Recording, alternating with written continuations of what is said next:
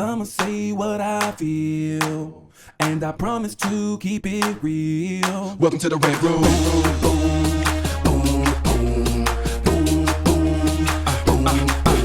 So you wanna be a writer? Well, you gotta be a writer till your fears are diminishing and the doubts are behind you. It's hard to grind in the business, got me stressed in the Rant Room. We let that shit up off our chest. You never have to guess when you're listening to Hilliard. He gon' bring more game than a shark playing billiards. It's all about the craft of screenwriting. It's exciting when you turn an outline into something enlightening. Your pen and words are like bullets in a gun. Write what you feel, say what you want. Welcome to the Rant Room. Oh yeah. What's up, y'all? It's your boy Hilliard Guest, and you guys are listening to the Screenwriters Rant Room, where we keep it real, we keep it opinionated, we keep it what, everybody? Game all day. Y'all hear Quinton jump in? I like that. I'm a fan. Yeah, man, I like that. That's what's up. That's what's up. On this show, we discuss entertainment, TV, film, music, culture, but our focus is always screenwriting, stories, craft, and shit like that. Super excited for this episode. Please make sure you guys go on screenwritersrantroom.com. You'll see some people got their shirts on. I got one for you, Quinton. Oh, so happy. It's $5. I'll take two. Exactly. Make sure you guys get your t-shirts, get your hoodies. We have them in black, white, gray, and royal blue. I always forget that one. So please support the show. We have a new Screenwriters Rant Room YouTube channel. We're trying to build that out. So please subscribe to the show. I saw you subscribe, Quentin. I got the video tape. Absolutely. All right, that's what's up. So if you guys are grown, we're going to jump into the show. So today I got my man, Gregg Simon, in the building, hanging with me. Director, writer himself, producer. What's up, man? Good morning. How you doing there, Hilliard? Yeah, doing good. Yeah, nice to see you. Yes, indeed. Nice to meet you. Yeah, Quinn. same here. Good to be here. Greg is an established director, but I every once in a while when some of my friends don't have time to, they got stuff to do, like they doing movies and stuff. I don't know. You ain't got no job. You ain't doing nothing. Greg steps in sometimes and is like, I'll help you with the camera. He don't need to. But I'm not a friend? I'm not one of your friends? No. Oh, okay. When all the friends are busy, I come in. Yeah. When everybody, I'm like, let me call Greg. Nah, but I appreciate that you come in, and help me out. But I like when you're on the mic with me because you give me another perspective. So good. Thank you. Good. Thank you. Make me cry. That's very sweet.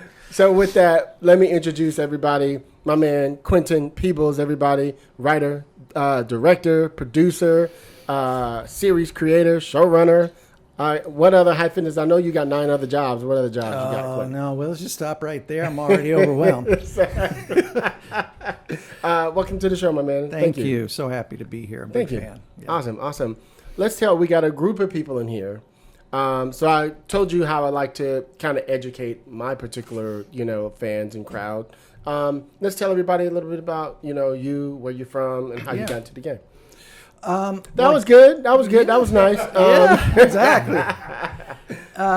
I grew up in a little town in Texas, and originally thought that I was going to be a painter. Thought I was going to be a fine artist. So you might like some of my stuff in here. Yeah. Okay. And I went to art school and thought that that's where I was headed, and had that moment kind of with a teacher that I hope everybody has, where she pulled me aside and said, the reason you're having such a hard time here is because you're trying to tell narrative stories, and paintings don't tell narrative stories. Oh, interesting.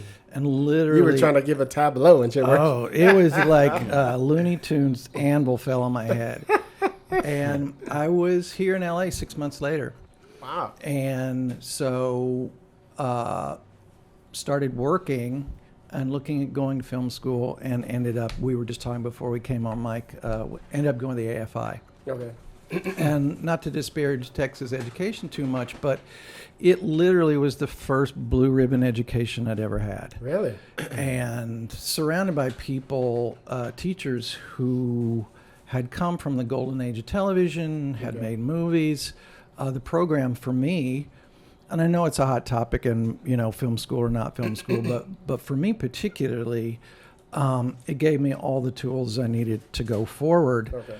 And it was like I would have slept there if they would have let me, because I knew it was a particular moment that I was only going to have these 2 years to completely devote myself to filmmaking. That I would never have that moment ever again, because I go out and have to make a living and all that. So that was really a turning point. And in order to get your master's, you have to write 2 features, and both of those ended up getting made. One went to Sundance in '93, and the other one was my first TV movie. And by the way, let me just interrupt you.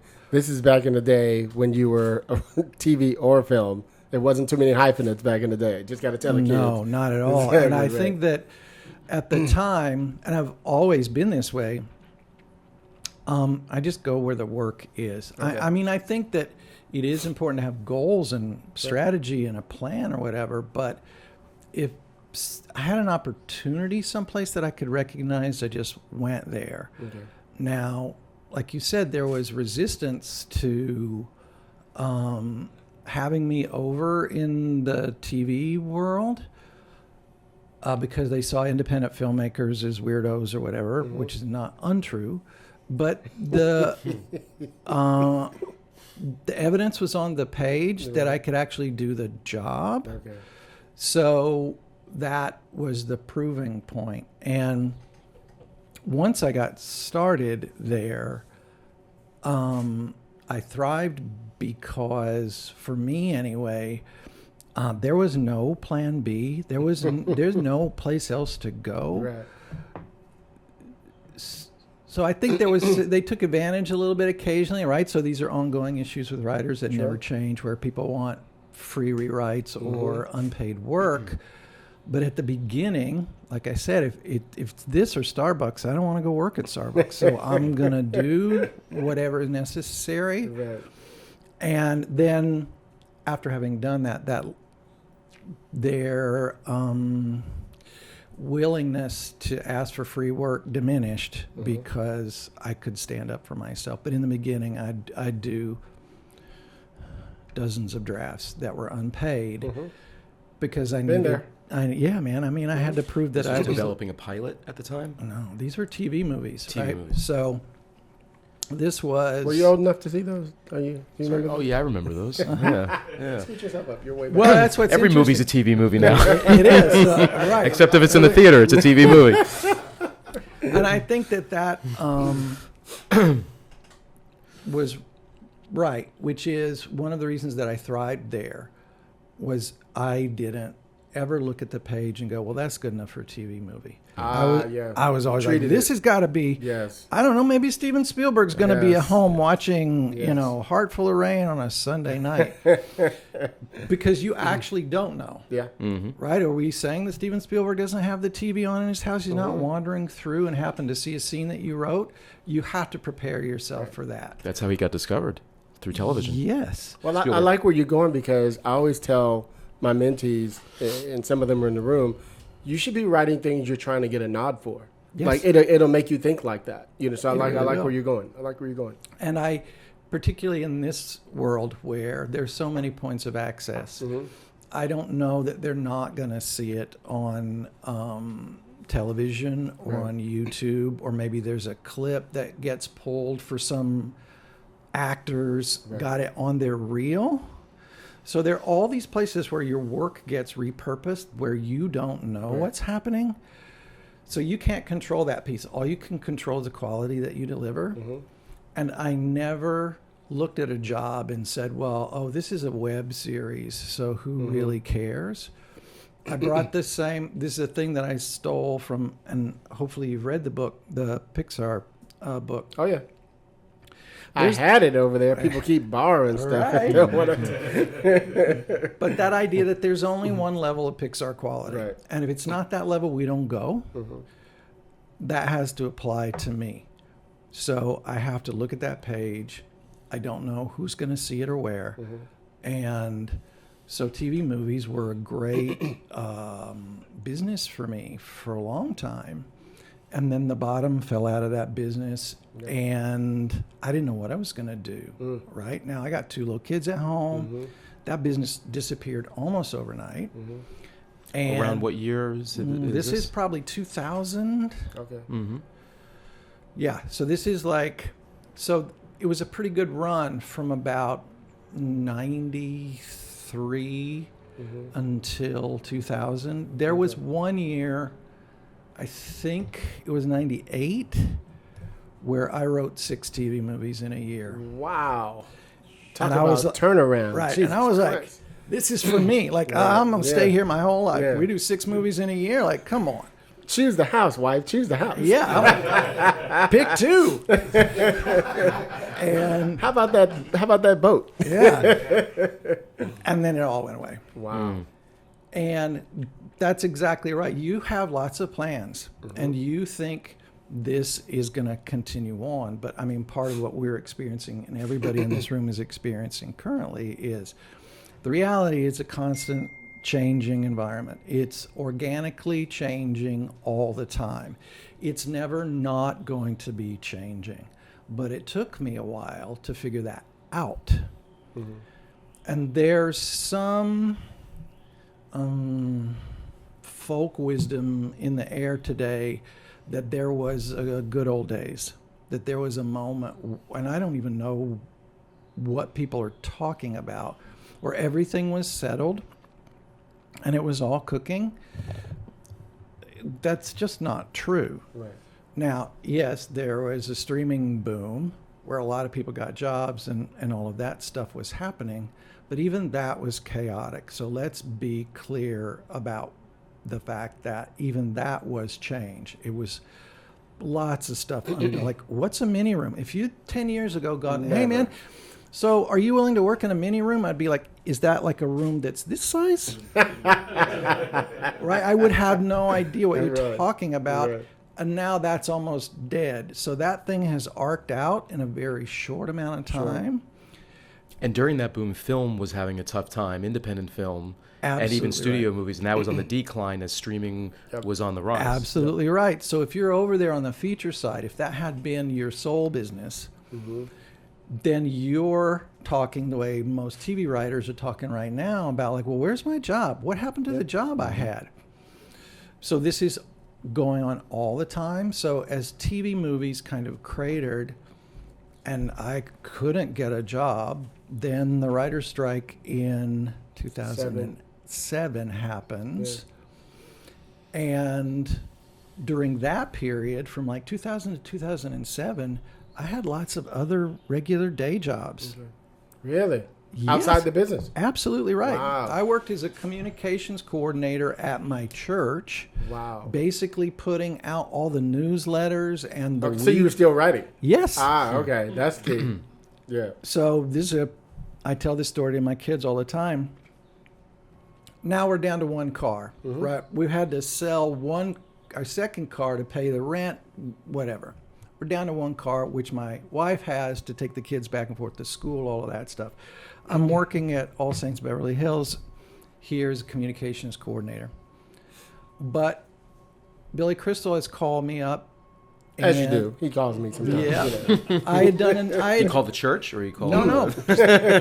He had hired me to develop a movie with him for Disney back in the day. And we'd had a lovely time together. They didn't end up making that movie, but it'd been a great partnership. Sure. So he kind of called me. I'm like, what's going on? And I'm like, well, I got this idea for you. You want to hear it? And he's like, yeah, sure.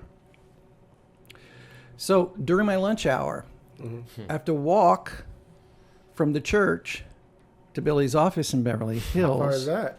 That's probably a mile. Pitch him. I'm looking at my watch going, my lunch is almost done. You got to get that. Say what you got to say, Billy, because I got to be back in my office in like 3 minutes. Right. He could have sent them a car, by the way. Yes. I'm just saying. So I run all the way back to work to be back in my office on time. It's like an Albert Brooks movie. Yes. And you sit down in that chair and you go, what am I doing with my life? Because you're in that place with somebody who is iconic, right? It's a whole world. And then he said Beverly Hills, by the way. Y'all heard that? Yeah. So you go to their mansion like, oh, my God. And then you're back in your chair, dripping sweat after having run from his office to your office. And you're like, was there a class for this part? Because I missed that one. The business side, right? So I'm working through all of that, trying to keep my foot in the door for all of that. And then the writer's strike happens. Then, And I'm out on the picket line. I'm walking around, and I'm going, yeah, everybody here has somebody to talk to. Everybody here has friends. Like, what am I doing just writing movies by myself? And I was like, oh, I think maybe TV is what I should do. So during that strike, I wrote my first pilot. And then when the strike was over, sent that pilot around, and that got me my first TV job, which was on Flash Forward. Right. Can I just interrupt you? What made you in 2007, 2008, what made you decide to write a pilot as opposed to everybody was still doing specs around that time? Just curious. Shout out Instincts? to, no. I mean, so everybody got a horror story about their agents. Yeah. Fine. I got plenty too. But occasionally they have stepped in and given a great piece of advice. And this was that moment where my agent at the time said, when you sit down to do a spec pilot, what you're doing is you're saying, this is where my imagination is at this moment. This is who I am at this moment. These are my passions. It's what I'm interested in. This is just me today. And every once in a while, because you change as a person, your interests change, your talent changes, you need to sit down and really make that spec pilot that is strictly a calling card. This is just me. I'm not trying to get this made. Right. I didn't do this for any other person.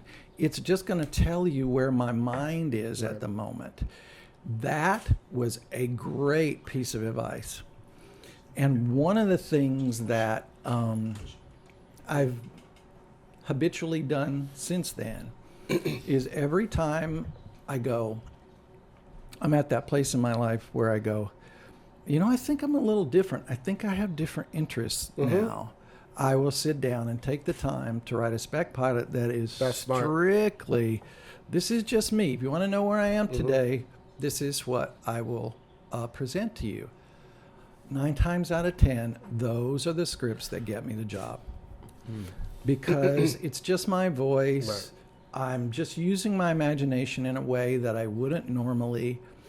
And if someone is staffing a show, if they're healthy, and that's an asterisk, right? Read the chapter at the back. Right. Then what they're trying to do is find a brain that doesn't work the way theirs works. Because they already know what they can do. They shouldn't need that in the room. They should need things they don't have. And so the uniqueness, the thing that only I can bring, should be absolutely apparent in that spec pilot. That was the case there. Got it. And has always been the case whenever I sit down to do this kind of calling card pilot. Can I just interrupt you just really quick? I was thinking about something. This is just important. Yes, yeah. So I talk about, and we talked about this before, Greg, I think, where so many of my friends, and I've interviewed hundreds and hundreds and hundreds of people, including myself, when we got our first, if you want to call it break, was with the script. Everybody was like, why are you writing that script? Yes. Like, oh, I don't know about that, but it was something that was here from the heart. So I love that you figured that out and were able to keep that going. Every time you go back to that place, it shows forth again. Yes. You know what I mean? It's interesting. Take note on that. That's and interesting. I try and emphasize that with everybody that I talk to, whether they're a beginner or they're struggling or whatever, is the only thing that you're really selling is the idea that what Hilliard has, I can't get in anyone else. So transferring that onto the page takes some craftsmanship. You have to learn the craft. But what you're saying is the treasure.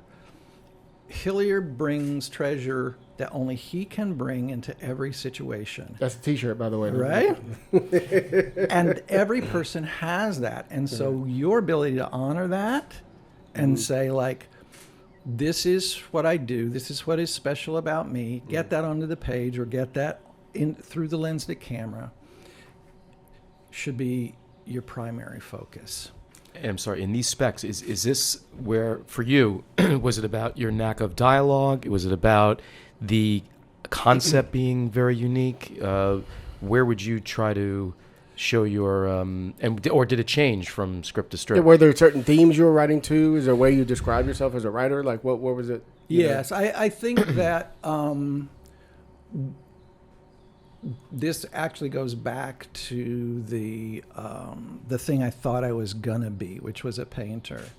Which is, I have a facility for thinking in pictures, right? That's the John Sayles book. That's important. And I love that that way of talking about it, which is I could bring highly emotional storytelling to the visual side. Mm-hmm. It wasn't just two people in a room talking or whatever it happened to be. There was a visual aspect to the writing that people always responded to. Right.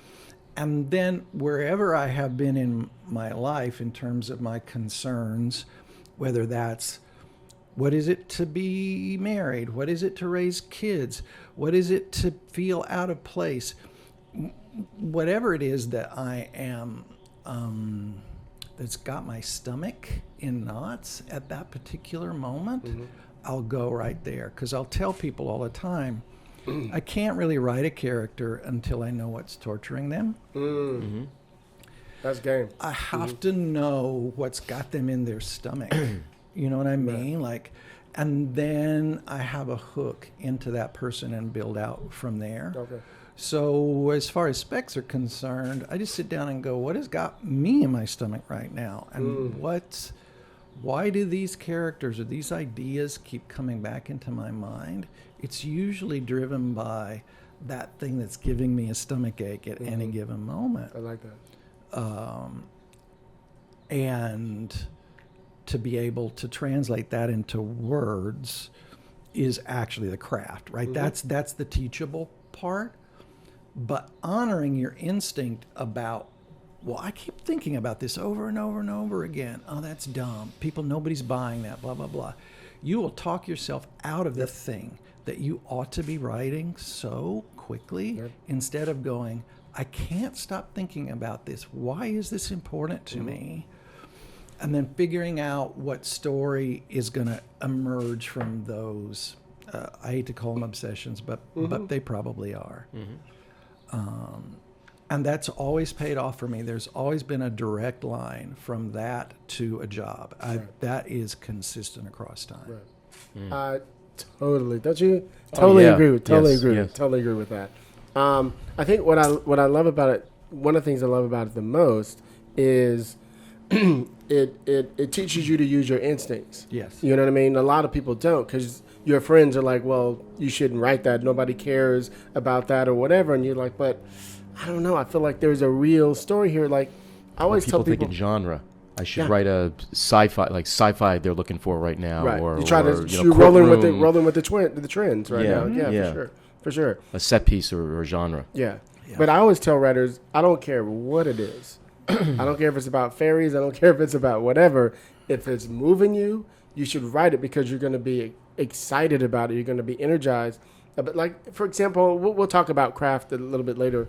Like I always tell writers, people always like, oh, well, they write it chronologically, like linear, like straight through. And I'm like, the cool thing about a script and a novel and a book and a short story, there's no rules. Right. I say write the scene that moves you, that gets you energized to write the next one. Yes. And then you will. You know what I mean? Yes, and to consistently to use that measuring stick throughout the work, right? So we talk about fundamentals all the time, but I still need to challenge myself around what is it on this page that makes me want to read the next page? So you can apply that to the way in which you generate the scene. What is it about this scene that makes me want to see another scene? Right. Well, yes, you better start with one that lights you up because that momentum needs to carry you forward. Right. Yes, we'll organize it later. And obviously, as we talk about writers' rooms, this is the importance of this argument that always goes on in rooms about, are we going to use 3x5 cards or are we going to use a whiteboard? Right. Because you're going to move cards around, you're going to erase things and rewrite them, you're going to put them in different places. So not getting hung up in the beginning on where this scene fits. Right. instead going, the way we normally tell a story. You come into your apartment and you saw something on your way home from work. You come in and the first thing you tell your wife is, there's a dude got shot on the corner. Well, you didn't talk about where you were when it happened. How did you come upon it? Did the police come? You go directly to, there's a guy got shot on the corner. Now you're curious, right? Yes, exactly. and now you can come back and fill in the details as she asks you questions. But when other people outside of this business come to me, whether it's politicians or it's preachers or whatever, to talk about storytelling, this is what I say, which is you have to have that moment at the top where everybody leans in. That includes you when you start the writing, which is, oh man, I had this dream, I had this amazing thing. Just get that piece down first. Then we have plenty of time, as you know, through revision to work out what goes in which order. But this seed that gets planted, that's all you want to talk about, right? You just want to talk about it all day long. You want to capture that energy and you want to ride that as far as you can. Because a lot of writers have, everybody has their different, styles of, the way they write or, procedures or whatever. Outline or write into a script. Yeah, but like, for example, I know a lot of writers who like to I don't know if percolate, is that the right word? Where they're just thinking about it a lot before they ever put it down. And that's their style. And if it works, it works. I worry that you procrastinate in doing that. So I like your idea of putting it down. And now we have these phones, you can talk into it and tell the story to it. Like, there's so many ways you can cheat to get that done faster. I like efficiency. Yes. You know what I mean? So I'm always trying to find ways to, like, how many of us have slept and had that dream of like, that is a movie, and by the time you woke up, completely forgot it. I'm like, get up, bitch. Yes. You know what I mean? Yeah. And it may be scribbled when I wrote up. I'm like, damn, what did I say? I forgot. But there was some word that I remembered. You know what I mean? Yeah, I am personally keeping the Post-it note industry alive. If you saw, like, next to my bedstand and my office, it's nothing but these little Post-it notes. And some of them are scribbled to everybody else. But and they're, sometimes it's a story idea. Sometimes it's a piece of dialogue. Sometimes it's that dream, whatever it happens to be. And this was a little bit of a transition getting to this place that came from writers' rooms. And it took me a while to catch on, but it really, when I was working in the Marvel universe and working on Runaways specifically, the way in which Josh Schwartz and Stephanie Savage really ran rooms was they wanted a lot of raw material put into the room, and then they would guide what went in and what went out. Okay.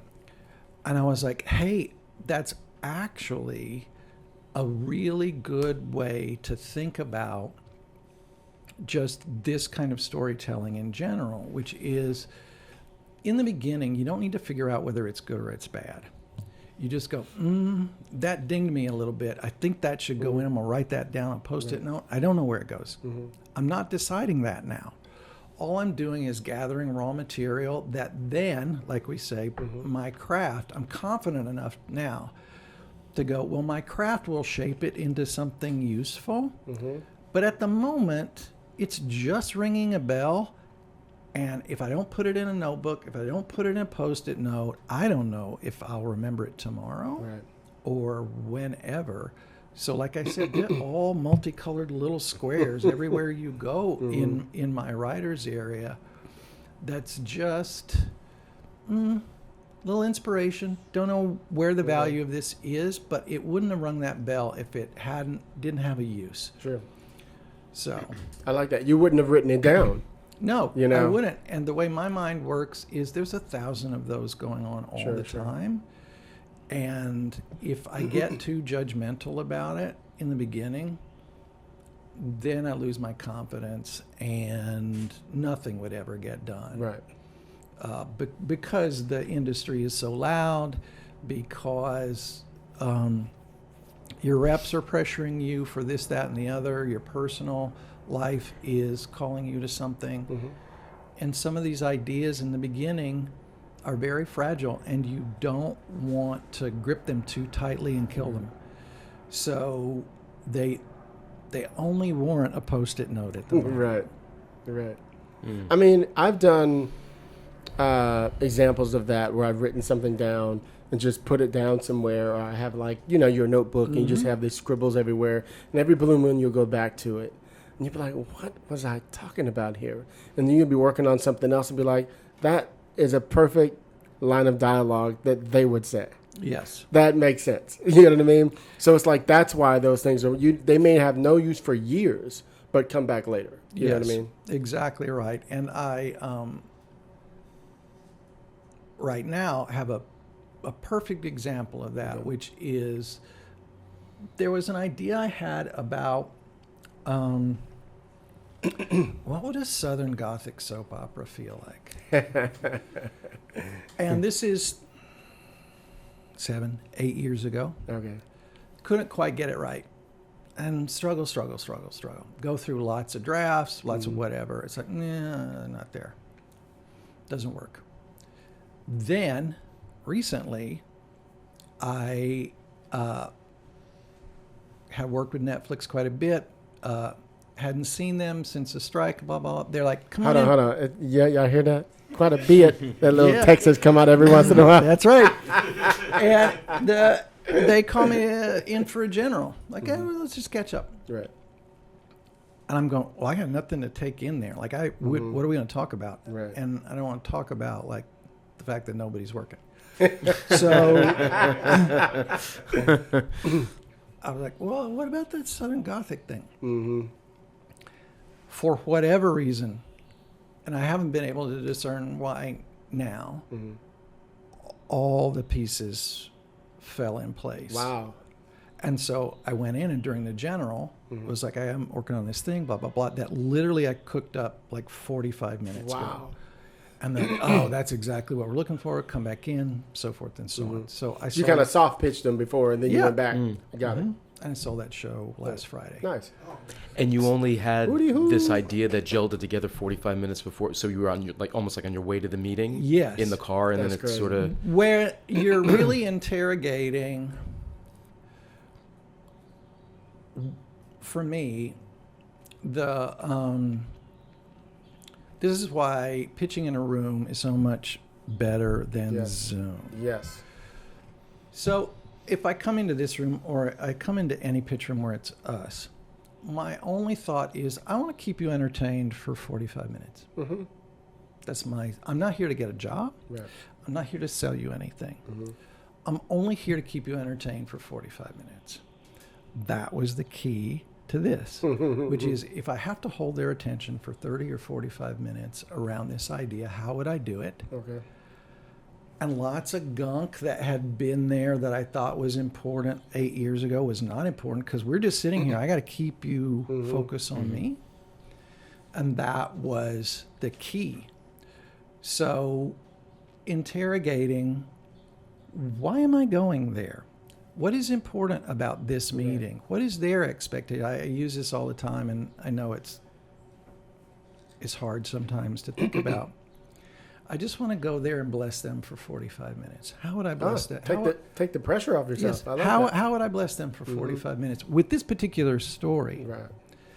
they need something. What do they need? They've already told me they want grounded horror. Okay, let me see if I can bless them with that. How would that be entertaining for 45 minutes? I'm only looking at, like, how am I keep them entertained and laughing and thrilled or whatever. That keeps you on purpose. It keeps you away from, it's got too many references to Haunting of Hill House, or, Stranger Things didn't perform the way, you could just kill every great idea by getting distracted, instead of going, man, I'm going to keep Hilliard on the edge of his seat for 45 minutes, and here's how I think I'm going to do it. That made all the difference. It made all the difference. I'm curious to hear a little bit of what that looked like what that turning point idea was for you of how you were going to go in there and keep them interested. Well, it's such a cliche. I'm so sorry, but there's like it was the hook, which is, hey, you know what? What if Stephen King wrote a soap opera? Wow. Yeah, you can see that. Yeah. They were like, we'll be right back with a checkbook. Wait. Where So my 10%? That, exactly.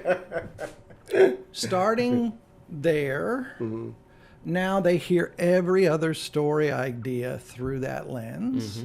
Now, there is some context specific to me that was valuable, which happens before I got in the room. So that piece can't be ignored, which is Echoes, which is the last show I did for them, was a hit. It was a thing for them, which had some personality similarities, tonal similarities. Okay. And then a show that I actually made for Hulu, but that was currently running on Netflix and was in the top 10, called 11/22/63. I love that show. They were pretending like that was a new show, right? Really? Because since it it had was been new on, to them. Yeah, because It was new to them. It was already on the. Yeah. it had been on Hulu like in 2016, but nobody hit on knew. Netflix. Yeah. My dad was like, when I told him, he's like, "What is a Hulu?" That Yeah. that era was missed. Right.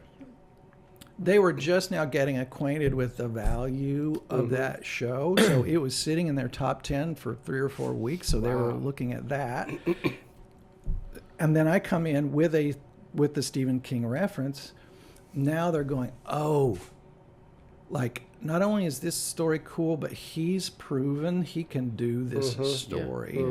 So now the level of anxiety around something like this is lowered. Right.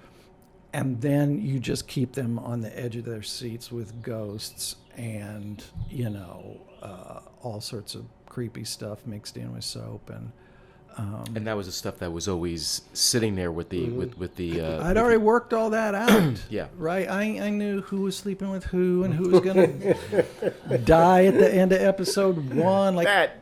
Yes. The craft piece was already in place. I'd already gone through that anxiety. It was that hook, as you said it. It's The way important.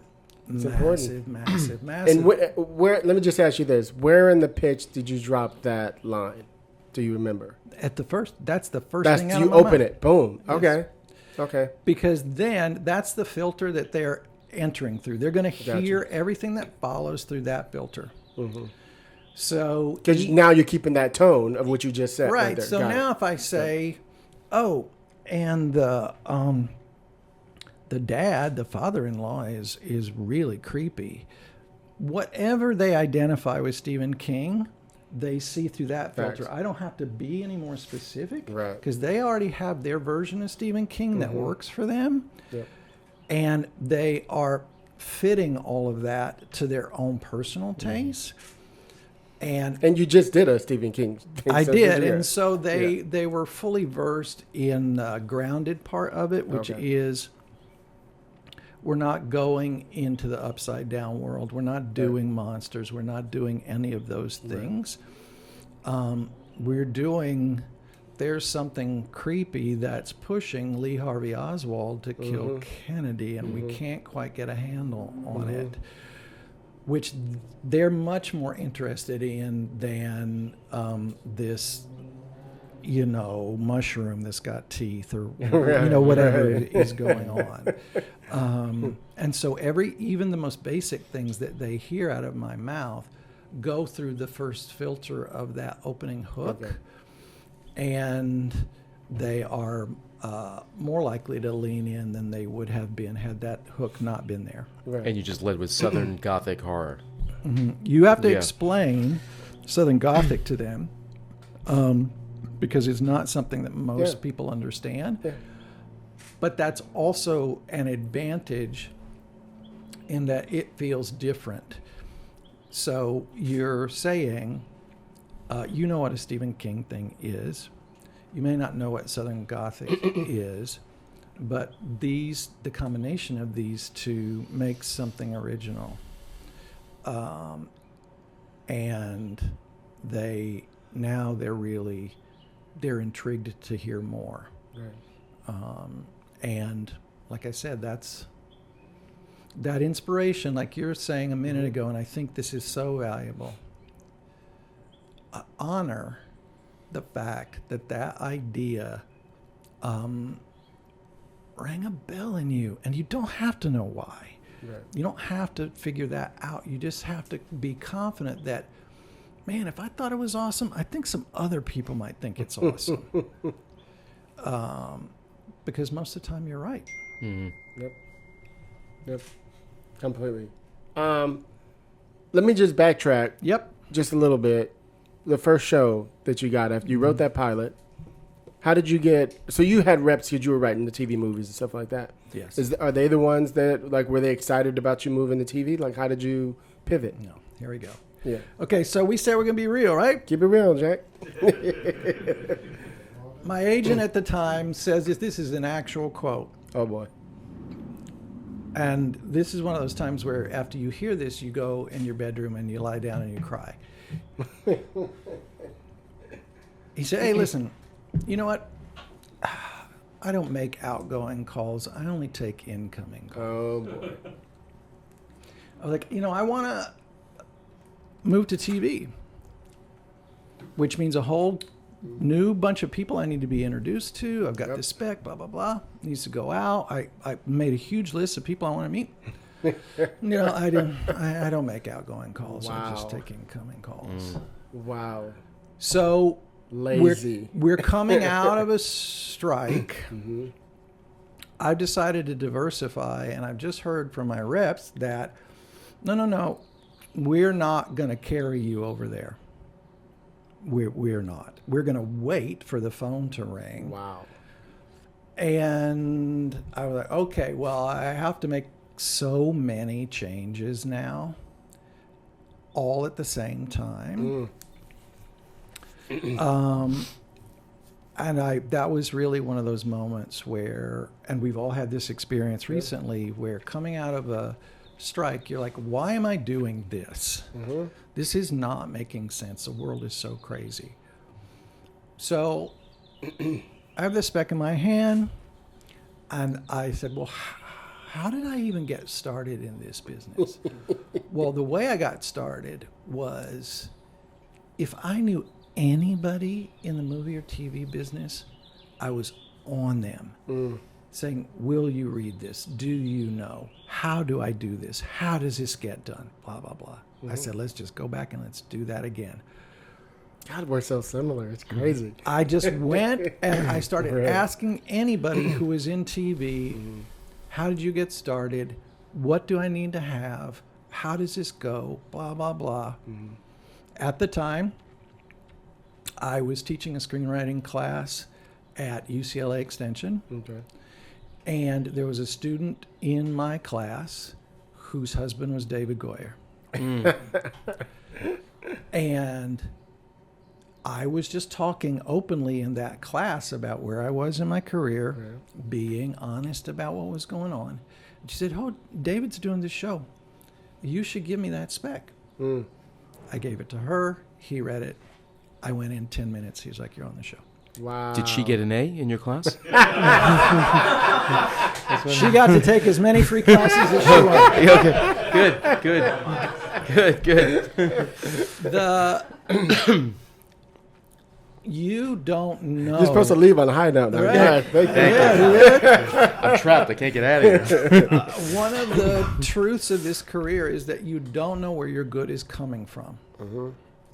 You just don't.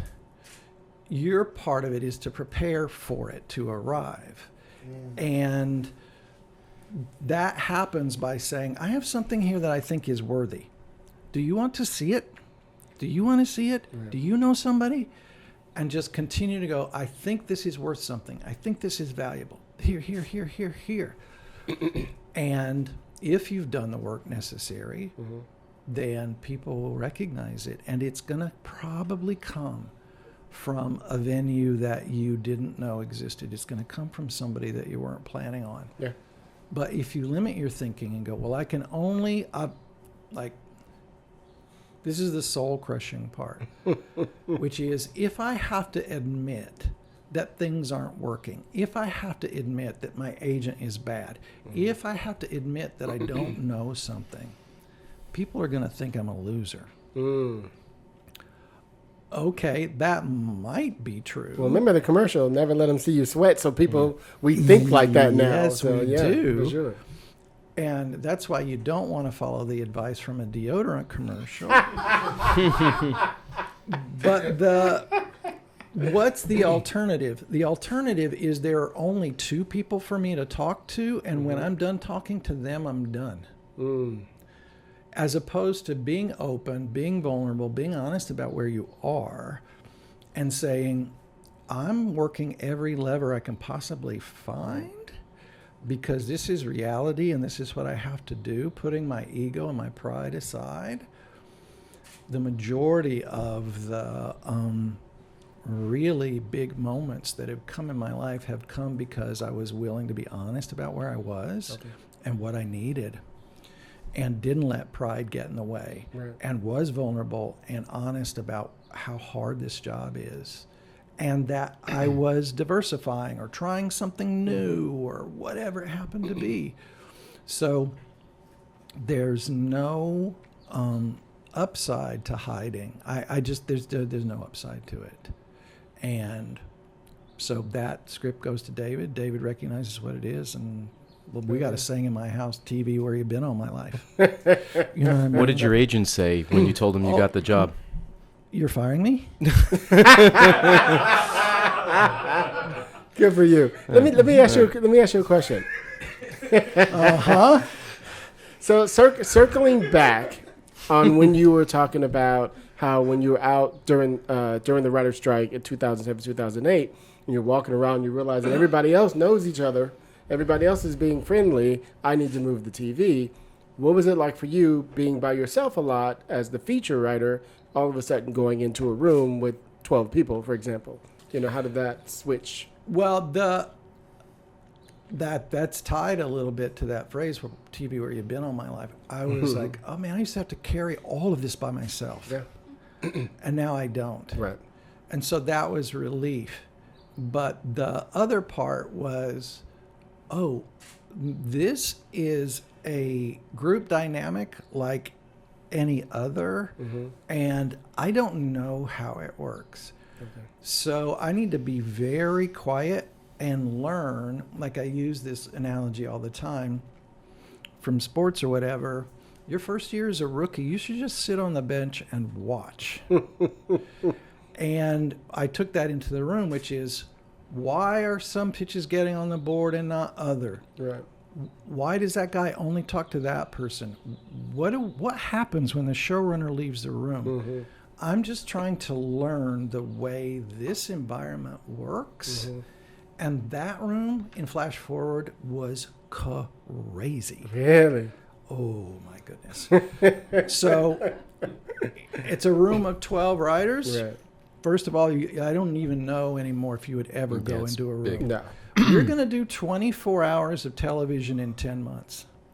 Crazy. So the speed at which story has to be generated is lightning quick. It's unfair to me, to some of the kids. They do not understand. It's literally like, who has an idea? Who has an idea? Right. It's just a machine. And people getting upset, slamming doors. Sure. It's all sorts of like, whoa, this is so much drama. And I'm like, well, I guess it's TV. You know, like it's a Tuesday at my house. What? And the room for the writer's room for the final season of Lost was next door. Oh my God. And when you heard Javi and all them going crazy? Oh my God. When I would walk by to go to the car, like at 7 o'clock at night, and I could see people sleeping on their couches. Wow. I was like, oh no. Wow. So that room was full-blown education. I was like, you know, if I get a script, great. If I get a credit, whatever.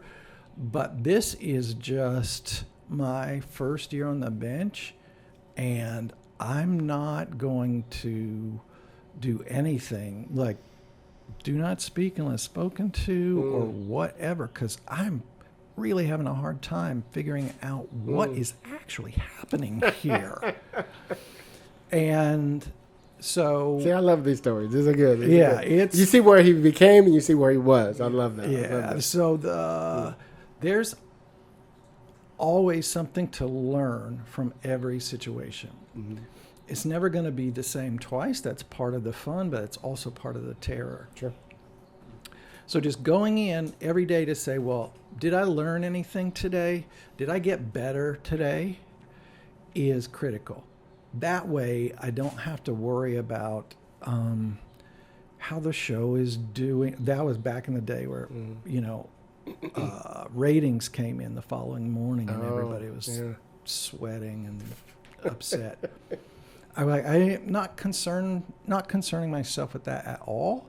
I'm only That's because production was still going when they were in the writer's room back then. I remember they didn't let you guys go and then production happens. You know? One of my first jobs working on the show House, I remember, you know, there was a Super Bowl episode that we had 50 million viewers, you know, because it was right after the Super Bowl and Mira Sorvino was in it, right? Really fun episode. And then all of a sudden, a few weeks later, you're down to like 12 million. Crazy. And everyone thought, does this mean we're not coming back? Like, we're getting canceled? 12 million people was a bad, 12, 15 was a, like, if we weren't in the 20s, it was a disaster. Crazy. Exactly. And not knocking any of these shows, but most FX shows now are 750,000 viewers. Yeah. And that's good. We got canceled for 11 million viewers every week. Yeah. And and like you're saying, prep starts 4 weeks into the room.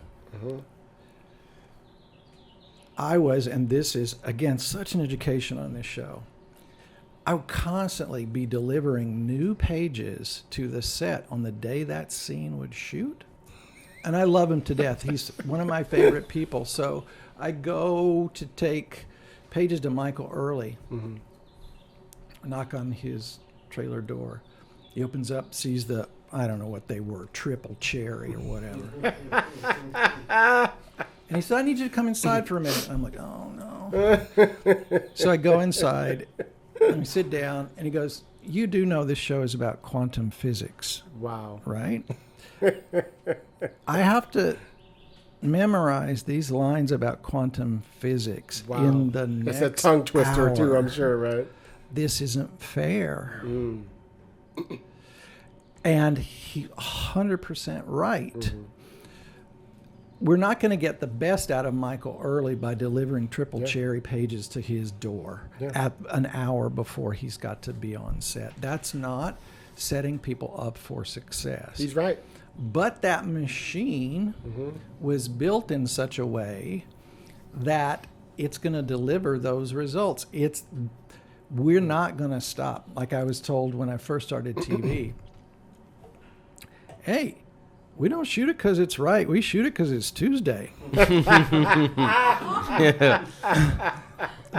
There's no world where there's not going to be something on the air on ABC at 9 o'clock because you didn't finish. There is a deliverables date. And it's so that machine was built to deliver quantity over quality. And that's how you got 24 hours of TV out of 10 months. Whether that produces great TV or not, up for debate. Sometimes it did, sometimes it didn't. But you, in that environment as a writer, you learn so fast about so many things. And it was the greatest first show experience I could have had because there was nothing that I didn't see. There was nothing that I didn't endure. And it was... This is back when they let you produce your episodes, yes. Clearly. Yeah, David was like... And all credit to him. Was like, my name is all over this show. My name should not be anywhere extra. I'm not going to rewrite you. You are going to be on the set. You're going to prep. You're going to be on the set, and you're going to be in post. We have to do 24 of these. I can't do 24 by myself. So you must learn how to do this. Love and you that. must be present at all times. Otherwise, we will not get it done. We won't. And like how do you do that in an 8-week mini show?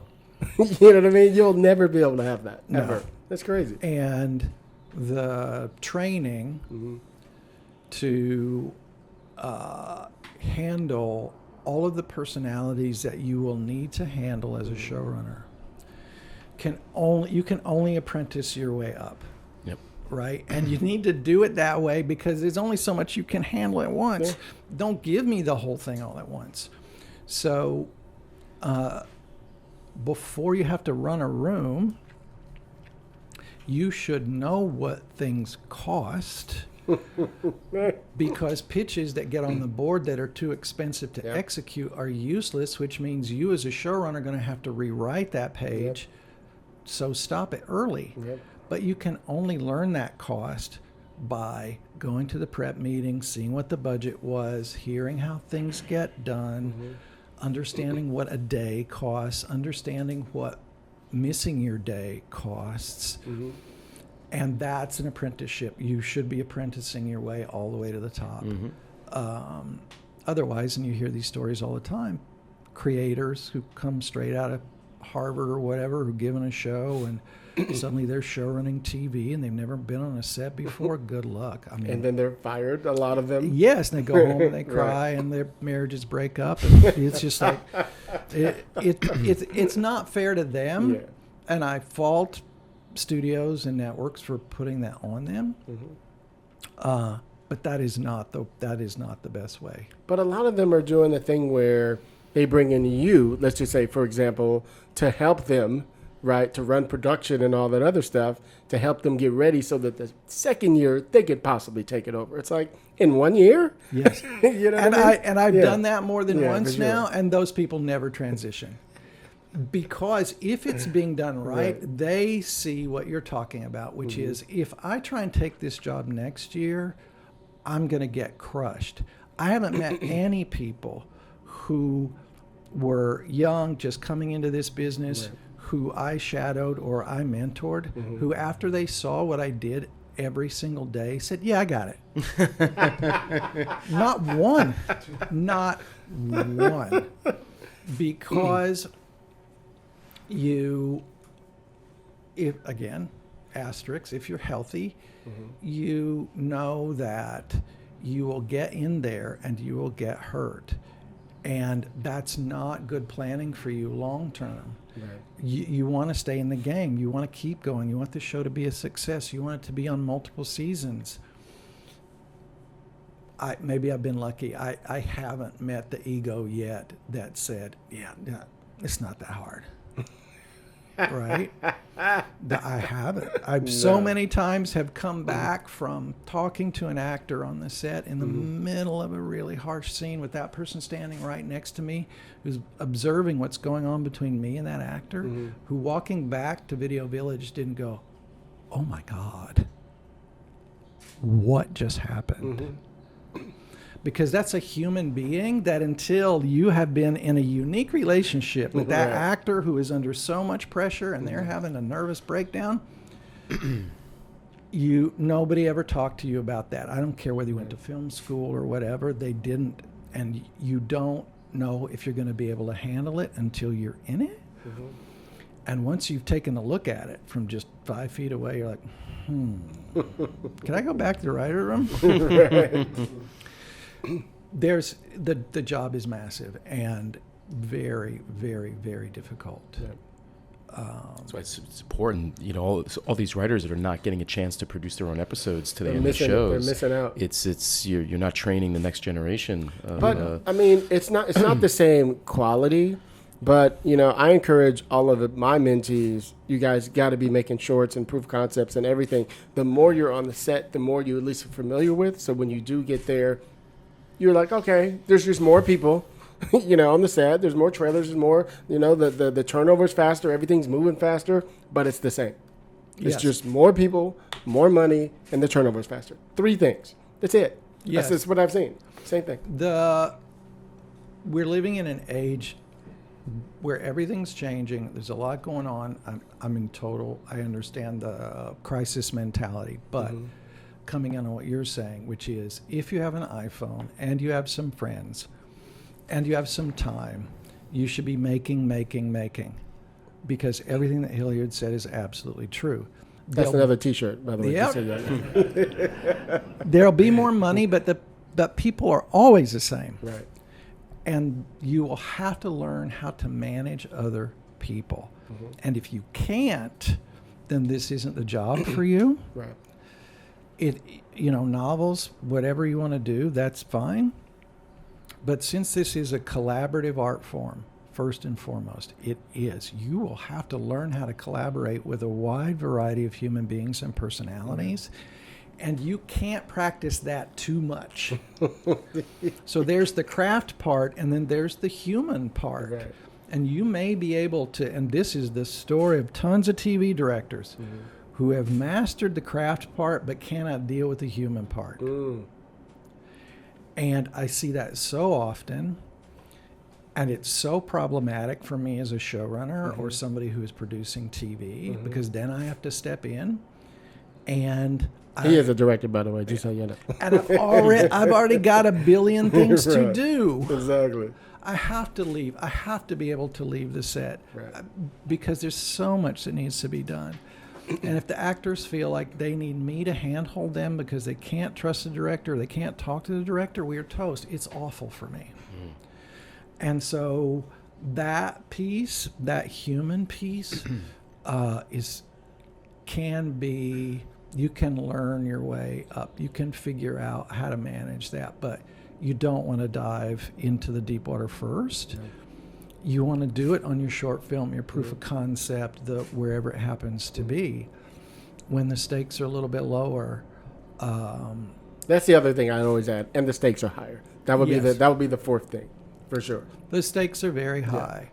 You cannot step onto the set of a show like I do and see the 200 people who are working and go, if I don't get it right, they don't work. Wow. And not feel the responsibility of that. So those are the stakes. Stakes are everybody got rent to pay, everybody's got tuition to pay, everybody needs to buy their groceries. So I need to get this right. And not let that overwhelm you, but also go, hey, listen, I take this seriously. My expectation is that you take it seriously. So we're going to work this out. We're going to work it out right now. And I couldn't have done that day one at Flash Forward because I didn't have those skills. Yes, for sure. Right? I've been basically writing screenplays in a room by myself. And that was back when they definitely weren't letting the writer come to set that much. That for sure. No, for sure. Why? So the transition to TV where writers, or hour-long TV where writers and showrunners really have this say, I had to learn that responsibility. And I would not have been able to manage when I first started. I had to watch other really good people do it and go, I see that. Oh, I see what they're doing. Oh, I see how that works. You see them make some mistakes too, and then you... Yes. But you had the qualities, it sounds like. I always think some of my favorite perfect showrunners are the guys and girls who have that. I could tell being around you, like, you'd be awesome in a room. But I could also tell you'd be firm and you don't play. Yes. Like, I can see it. They all have that same mixture. Or you'd be like, oh, I just love this person. Like, I work with Ben Watkins a lot. Yeah. He is awesome, but he don't play. You know what I mean? Exactly. And he will tell you in a minute, I don't play. We need to be serious now. Let's do this thing. And everybody zooms in. You know what I mean?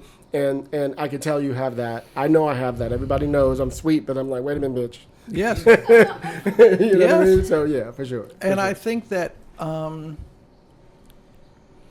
only had to fire one writer. Okay. Wow. All these years. And what his name is? And that was because of that thing that you just said, which is you haven't taken the boundaries seriously. Right. You think they don't apply to you, and they do. And again, I take this from David Goyer, day one in that room. He said, this is not a democracy. This is a benevolent dictatorship. And that is I love true. And the reason that he said it is because when something goes wrong, they will come looking for me. They will not come looking for you. That's it. They don't know your name. Yep. Yeah, they were nice in that meeting when you met them at your general. They have forgotten who you are. They know who I am. Right.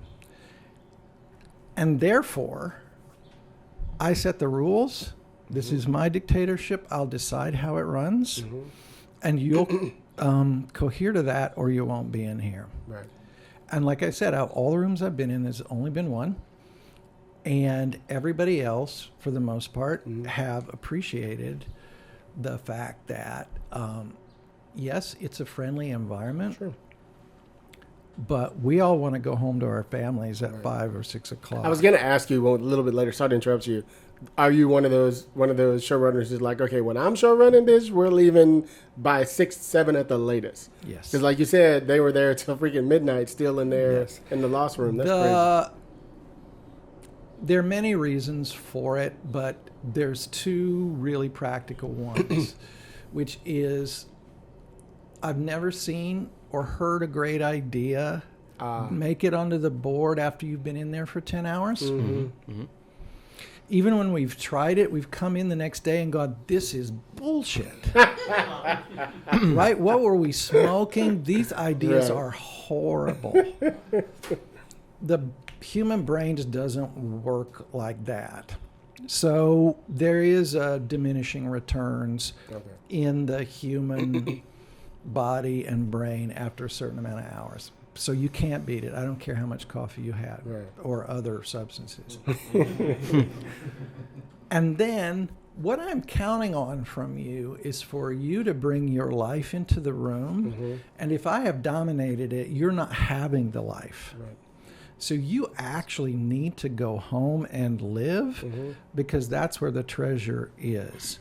And 9 times out of 10, the solution that we are struggling with will come from somebody who was at home where something triggered them and they came back the next day and said, oh, I was arguing with my wife and we were arguing about this exact same thing and she said this and I said that. I'm like, well, that's going on the board. Quinton, this is a funny thing. I always tell writers this, just a funny thing. I always say this. If you want to write on TV, you should not be the writer who doesn't want to tell the true stories that happened to you in your life. What I mean here, for example, and I always use this just as an example, if the show has the lead actor, the lead character is an alcoholic, and it's about that, and you know your mother, your father, your uncle, your brother was something, but you don't want to tell the stories because you don't want it to get on the board, you shouldn't be in that room. No. You know what I mean? That's how I feel about it. You agree with that? 100%, and I think that leads us directly to diversity. Okay. Which is not only racial and economic diversity, but diversity of experience in life. Yeah. That's the treasure. And the way in which people from different cultures tell that story makes all the difference. That's where you get real authenticity, which is the way in which alcoholic families behave is different from families that don't have that in their history. That is approached it culturally different in a Japanese family. What's a Japanese alcoholic family like? What is a black alcoholic family like? What is a Hispanic alcoholic family like? Worlds of difference and the nuance and culture and all that, right? We can basically say if you want real originality, if you want to blow people's hair back, if you really want to elevate your storytelling, go bring the person who comes from a different culture of yours to tell that specific story. And now it's unlike anything you've ever heard before. Totally true. So the value of having a diverse room in multiple layers of diversity is so important to elevating storytelling in general because the specificity is where all of the lean in comes from. Ooh, I've never heard it like that before. Oh, I didn't know it was like that. You're creating a new world where I wouldn't normally go. That's what we're going to this medium for? Transport me to something that I am unfamiliar with. So that takes courage for you to go in and say, I had an aunt and I loved her and she was an alcoholic and I couldn't talk to her after 4 o'clock in the afternoon, but before 4 o'clock I loved her. Everybody's like, oh. That tells you all about her character. You're like, boom, completely. you just. I came up with all kind of stories. Just right. Yes, for sure. But you have to have the courage to tell it. Yes. And then, like we're talking about now, when you're really willing to tell it on yourself, then the episode becomes something different. So you talked about genre a minute ago, and this was a great learning thing in the Marvel Universe. Sure. Comes from Jeff Loeb, who said, the superhero stuff is the last thing we will do. We're just going to talk about, particularly in Runaways, teenagers and their parents. We'll work out the entire episode from teenagers and their parents before we come back around to add any genre specifics. Interesting. Wow. That's character driven. Yes, and that's why it's 3 seasons of that show. So then you are just in that room talking about what it was like for you to be a teenager, how you felt about your parents, whatever those things happened to be. You had to lock down that truth first, which meant you were telling dumb stories about yourself, your first sexual experiences, when you drank beer for the first time, you wrecked your car, whatever it happened to be. That room was full of nothing but teenage mishaps. Interesting. That people weren't making up. Those were all their stories. Then we add superpowers. And that's actually the easiest part of the show. The hard part is translating what it felt like to be 16, what it was like to want to kiss somebody who didn't want to kiss you back, whatever it happened to be. But that meant everybody in that room had to be willing to tell stories on themselves. That's so valuable. So was Runaways the second show? I know. By that time, I had worked on Iron Fist first. Oh, that's right. Yes, I forgot you did Iron Fist. Then I was called in an emergency situation on Humans. And then Why are you trying to avoid it? Why are you trying to avoid it? Yeah. And then when I was working... so would you call yourself a genre writer? It seems like most of the things you've done... There really has been a track of my writing that has been that. Yeah. And I was already interested in the genre as a consumer. Okay. And then it got hot, and like I said a minute ago, I go where the jobs are. Yes. So I had just finished 11/22/63. And Which I want to talk about. And my agent said, oh, there's a thing going on at Marvel, this Iron Fist thing. And I was like, well, I have the first 15 issues of that book. And I took a picture and I said, send that to the showrunner. Okay. And I went in and I got the job. Right. And so you have to run out and get all the books and content and send it to the showrunner. You do. Say, look, show 'em what I got. He's at Golden Apple trying to get a discount. It's a good tip for people at home. Yes. Welcome to Hollywood. What's your dream? What's super interesting about this, and I don't know the behind the scenes, but it was only announced yesterday, they're not going to go forward with the Buffy reboot. Yeah, I heard that. Yeah. And was that you who said that yesterday? That was me. That was you who said that. I read it. Yeah, I remember. Oh, that's right. That's right. I don't know, Chloe Zhao. Yeah. I'm having trouble drawing a line between Hamnet and Buffy. So the person who is really suited for that particular thing, even though you might have loved the original material, you have to identify and have something extra about the characters, about the genre, about whatever it is that is present in your work. that you can point to and say, I know exactly what makes this great. So I use this example all the time.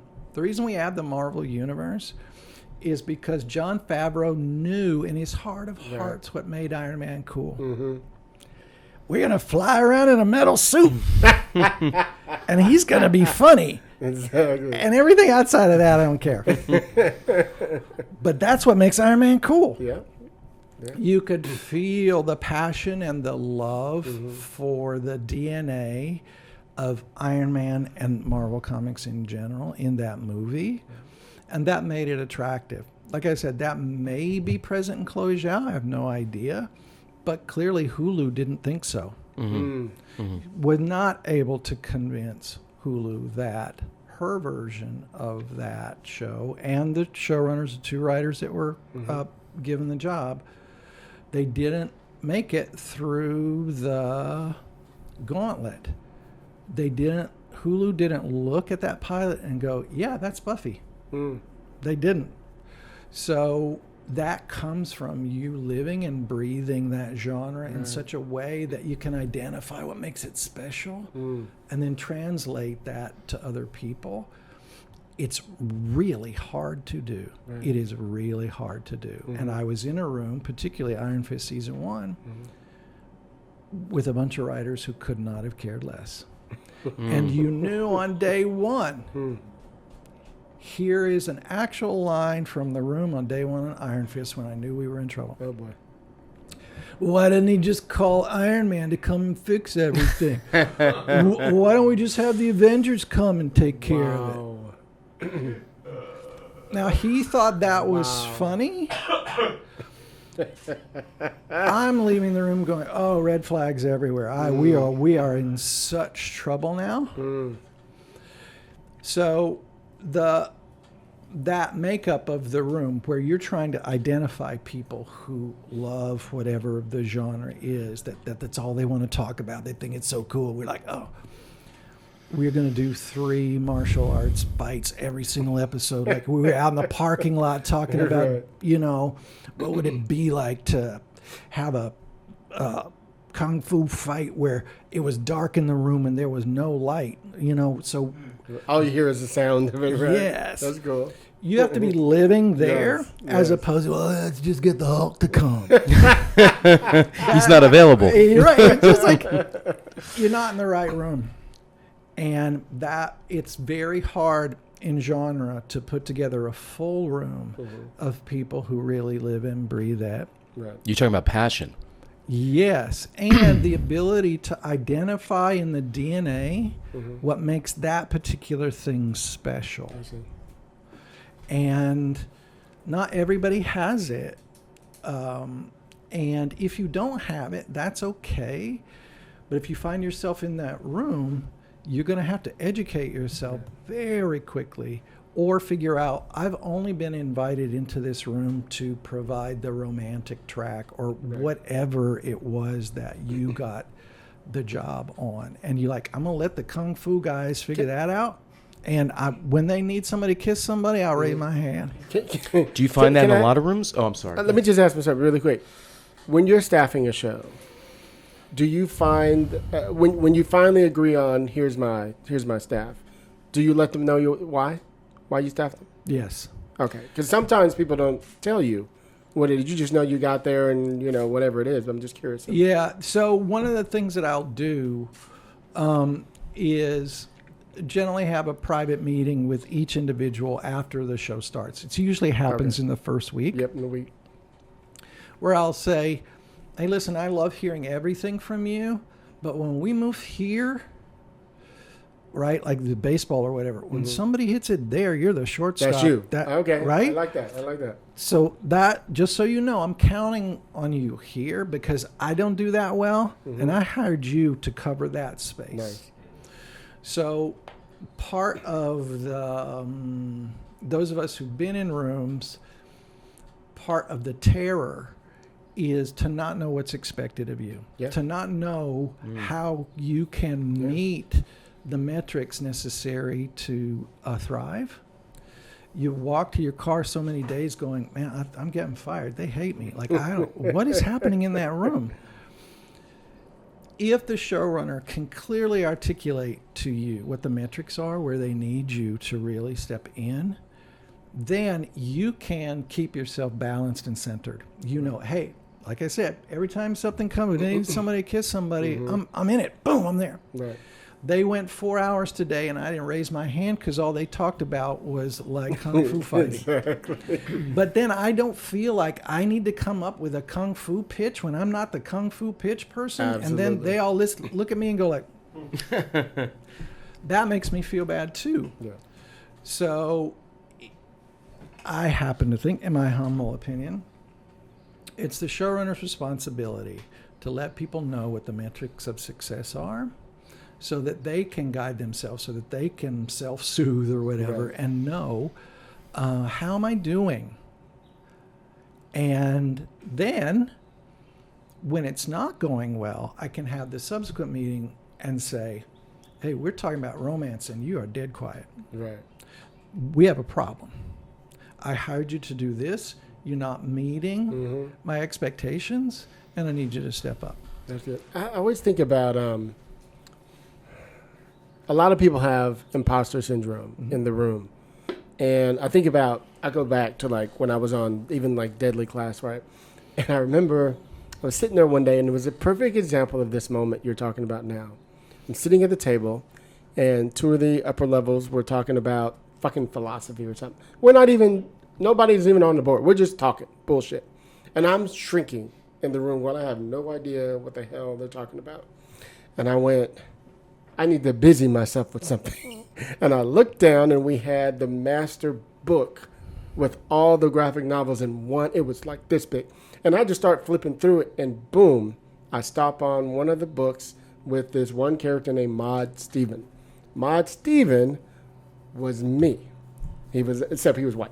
But he was a gay character who was a mod dude he dressed in the 60s style and all that. Scooters, see my scooters and shit. Yeah. You know, all that. And I was like, I lived in San Francisco in the 80s, going to the Whale building. I was there. And I was like, and I look around the room, I'm like, oh, none of them were there. Not even the guy who wrote the goddamn thing. No. I was like, oh, this is why I'm here. Yes. Every time we talk about this, I got you. Yeah. They could talk about politics and all that shit all day long, but this I got. And I just went, Yeah. you know, do your thing. Literally, luckily it was like 2 weeks in, it hit me, and then I was done. Never had to deal with it again. Yes. You know what I mean? And I think that one of the things that you hear this cliche all the time, and again, it's super important. It has its value, which is it's a showrunner's responsibility to create an environment where everybody can do their best. Right. And so making sure that everybody there knows that their contribution is going to be honored and that there will be a time for that. Right. Lets them relax when we're having a conversation about Immanuel Kant or some crazy thing. Right. You're like, this conversation doesn't involve me. Right? I go get a glass of water, do whatever, and I don't feel bad about it because everybody's got their lane. That's not my lane. When it is my lane, I'm going to crush. Right. Did you find a lot of showrunners had this conversation that you're talking about or didn't have this conversation? No, that's what I'm saying is they did not.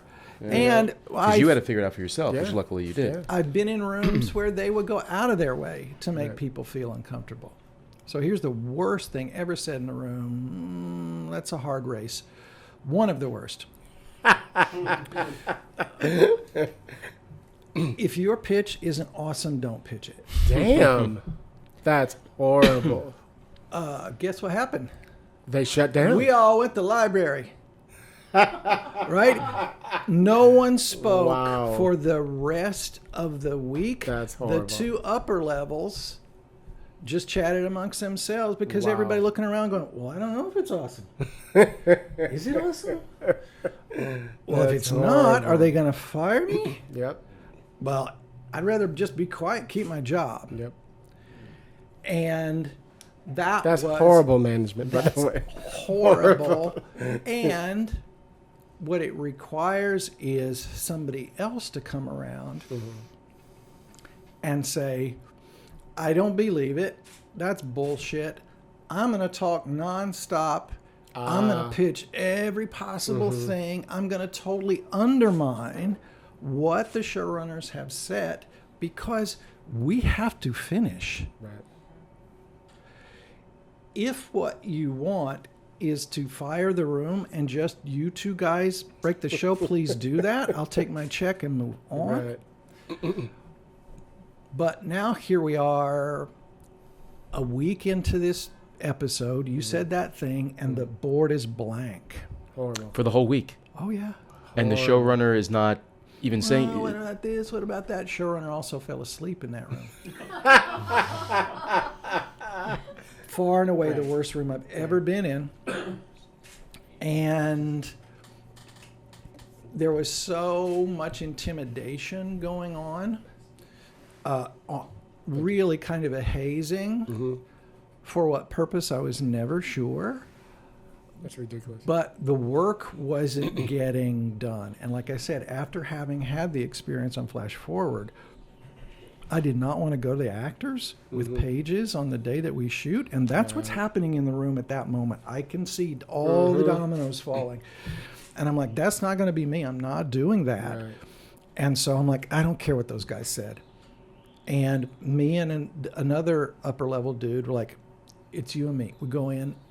If I stop talking, you start talking. So you had this conversation ahead of time. You planned this all out. That's We're going to smart. go in there. And I we're went gonna... down to his office and I said, we're going to die here.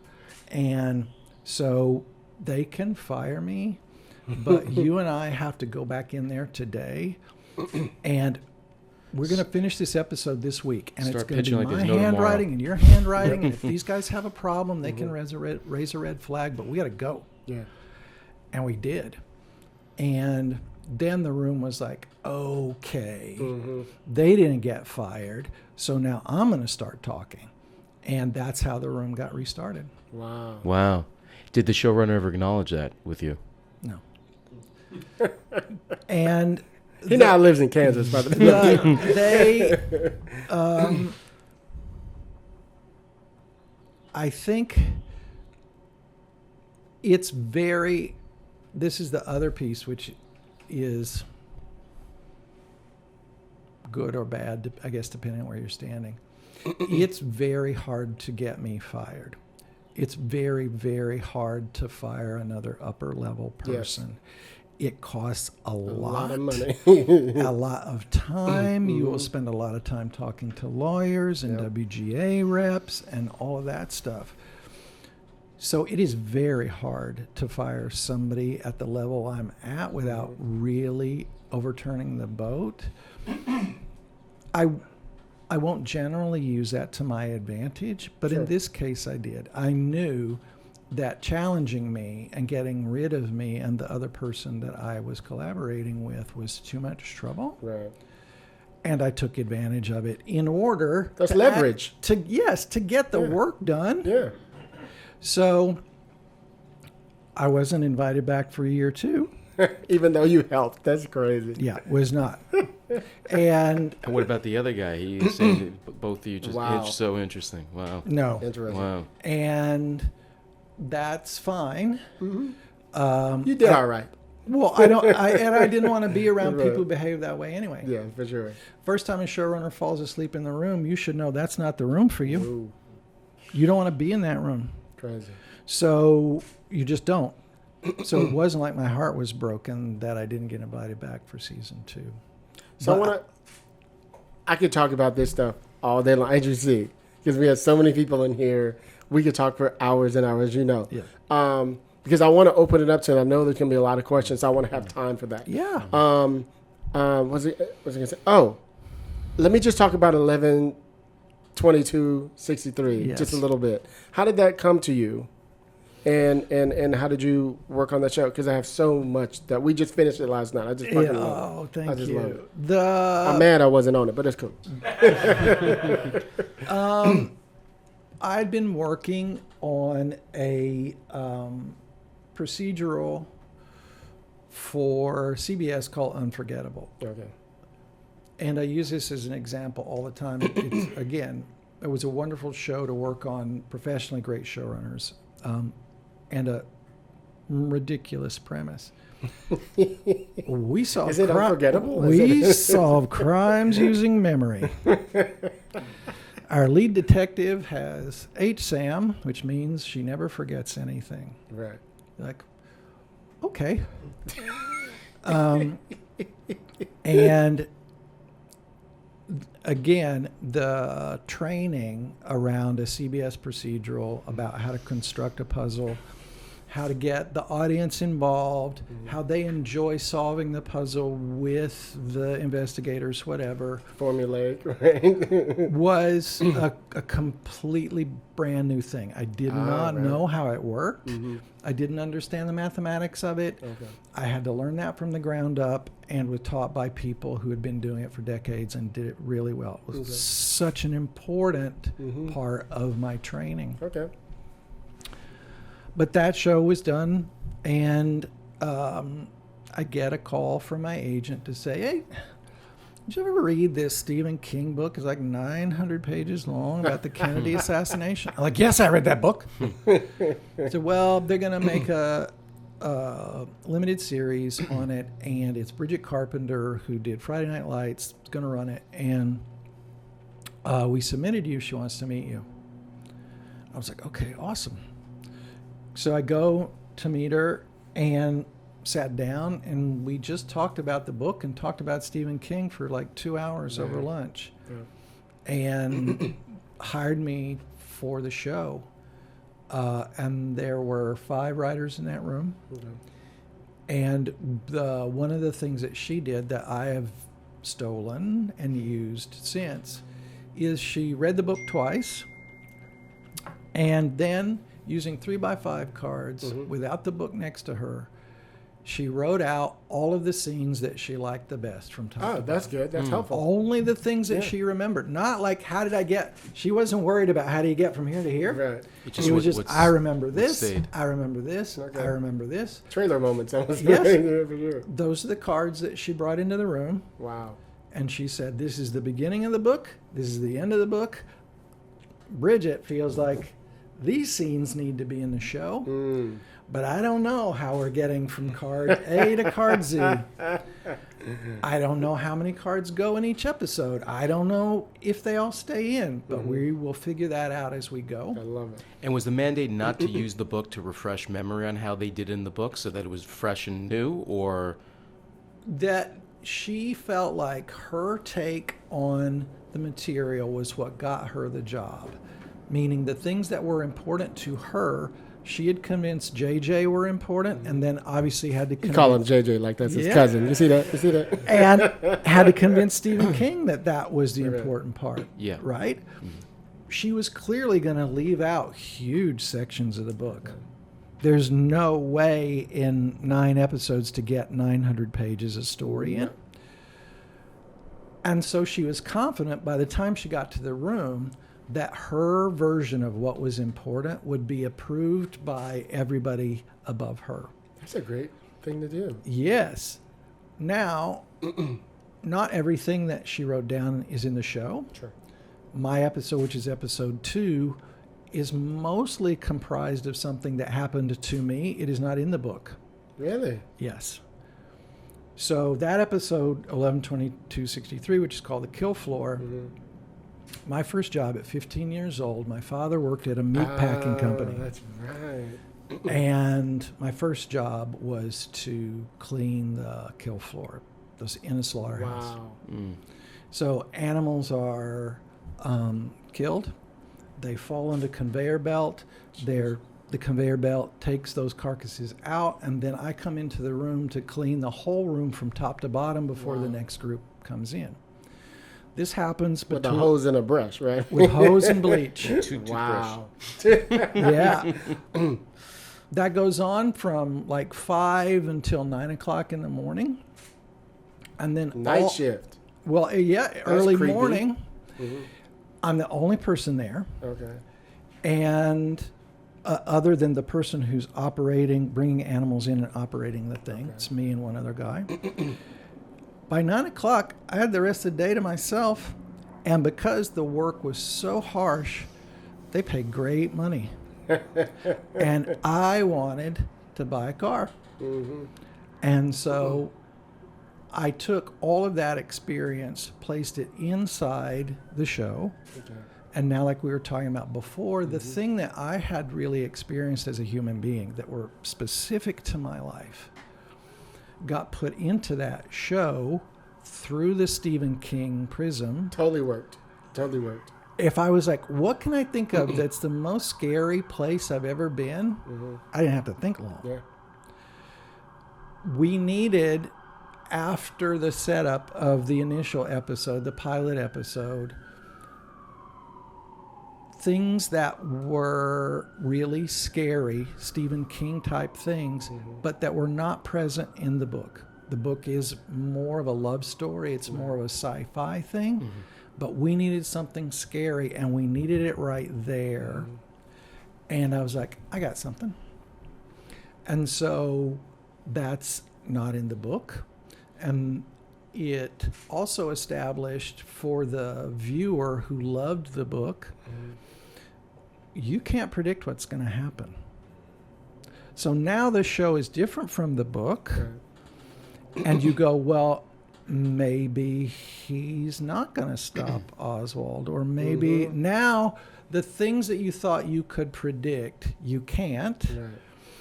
And that brings that person who it's their favorite book back to the show again and again because they don't know what's going to happen. So in that way, my own personal experience contributed to making the show work in a way that if we just done chapters, it would not be the same show. That totally Fascinating. makes sense. Yeah. Totally makes sense. How did James Franco come to the show? Well, I tell people this all the time, which is I know he's one of the producers on the show as well. 11/22/63 is my favorite job I've ever had because nobody ever said no. Really? Basically, because it was J.J. Abrams, because it's Stephen King and all of that. That makes sense. Sure, you could do a historic thing. All the cars and the clothes. Nobody goes, I say this all the time, and you'll get a kick out of this. People come to you and they go, you want the 50-foot crane or the 75-foot crane? And The answer is the 100-foot crane. And they got a 300-foot one that nobody's ever used. You want to do that one? Yeah. And you're like, I'll take the 300-foot. Yeah. It was that. So if you had an idea that you thought would be difficult, you called your big brother, J.J. Abrams, and J.J.'s like, yeah, I got that guy's phone number. Let me call him. It's free, by the way. It's a favor. It's a favor. It just never, it never happens like that. It just never happens like that. But this time it did. And so. And I think it shows on the screen. It does, 100%. You guys are having a great time, you know. And all of these things that I talk about in terms of creating an environment where artists can do their very best work. That I learned that from JJ. Awesome. JJ is the best cheerleader for his team. He is in there the whole time going, this is awesome. I think you could be a little better. And like, but I'm a little scared about this. And he's like, I'll tell you when you go too far. Give me that more. Do your thing. Like just all the way, turn it to 11. So it just doesn't happen like that. So I, again, was learning and going like, okay, that's what I want to do because the results make it onto the screen. And the whole crew, everybody knows this is something special. And they're all A-game, and I want to be A-game, and I know that elite players only play with other elite players. So I have to level up. And you just saw it going like, and then the audience responds. And so that's done through, in my opinion, learning that from JJ. That's done through encouragement. That's not done through discouragement. So always be an encourager. Don't be a discourager. And that gives you the result that you really, really are looking for. I love it. Let me ask you just a sidebar question. for Gregg. So Gregg also does episodic as a director. What do you look for in your director? Depend on the show or whatever. Just out of curiosity. Gregg said he wanted to do your next show. Yes. Just so you know. For me, the director has to be a collaborator who understands that he's a visitor in my house. Yeah. Right? I have to live here after you're gone. Yep. So please don't break anything. And that can be tough because they bring creative ideas. That's what I ask for. But the ability to hear my language and for us to communicate and understand one another and very quickly get on the same creative page is the number one thing. Like, you have to understand the voice of the show. You have to bring something that elevates it a little bit. But we have to be on the same page very quickly, because I am going to have to leave you and you're going to have to do your thing and make your days and do all of that. And while I'm off doing the other thing, I can't be worrying if you understand my show or not. I can't carry that burden. And that's very easy. I can assess that very quickly. So I just watch on day one, really, and see how the crew is running, see how the actors are behaving. And then if it's going well, you probably won't see me again, and that's a good thing. Wow. That's trust. I like that. Yeah. And if I'm there every day, we have a problem. Yeah, for sure. Yeah, it's funny. They said, because that happens 9.5 times out of 10, and you should not feel bad when you're not seeing the showrunner. Yes. You're like, it's not a good thing to see them, Yeah, for sure. even though you feel like, they have too much to do. That makes sense. But you'll see them that day one, and they might pop in here or there. But yeah, that's the less is actually more. Awesome. Yeah. Awesome. Yeah. I think we're going to do a part 2 eventually. Okay. Then I'm going to open it up. Questions. Let me open it up to some questions. You got some? Anybody? Sure. Yeah, let me jump in. You know how to hold it right there. There we go. Introduce yourself. Tell them what you do. Yes. The name's Diorn Moss, co-half of Dynamic Duo. We're a writing team. We just wrapped our first show and got an episode coming out. Yes. So I guess the question would be, from your experience, and you kind of touched on it, that in between one show and the next, like, what would be your best advice as far as for writers Getting the next show. Yeah, Is that what it is? the next show, Yeah. like the in between, the parts that's not in your control, Yeah. that will keep you from going insane and going in negative space. What would be like your best advice? Right. And I think this is super important. So, and I talk to people about it all the time. This is a holistic experience, right? As a human being, and particularly as an artist, there's no separating your art from who you are as a human being. It's just not possible. Like, maybe that's possible for insurance salesmen, but for us, since we're using our own lives as material for our work, you remaining healthy over time is the most important priority. Right. So one of the things that you want to start to discern for yourself is, am I in a period of input or output, right? And so usually if you've been working on a show like you guys have been working on this episode, that's all output. That's like, oh, I'm just grinding, I'm doing whatever I have to do. That thing is over. And input is just as valuable as output, but it may not look the same. It shouldn't. Now you're in a period of what turns me on, what gets me excited, what gives me joy. I need to spend a little bit of time refilling the tank full of those things because I won't be able to do any output later if I haven't taken care of the input. That can be, in our case, seeing other movies, experimenting with other writing things. Oh, I'm going to write a poem. I'm going to write a short story. I'm going to do whatever just because it tickles me. I'm going to go to art museum. I'm going to go swimming. I'm going to do whatever. But if you can understand that that's actually a capital investment in your business, right? You guys are small business owners, and you need to understand that. You need to run it like you're running a small business. That's game. I like that. Yeah. So the way in which you capitalize your product, meaning how you invest in the product, might be swimming, might be running, might be cooking, might be reading. I don't know what it is because you're just a human being that gets filled up by whatever. Don't disparage that. That's a capital investment in your business.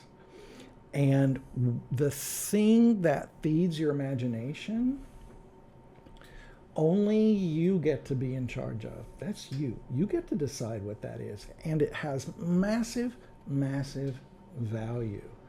So in between output, making a show, writing an episode, whatever it happens to be, that period has to be understood by you as that this is my investment period.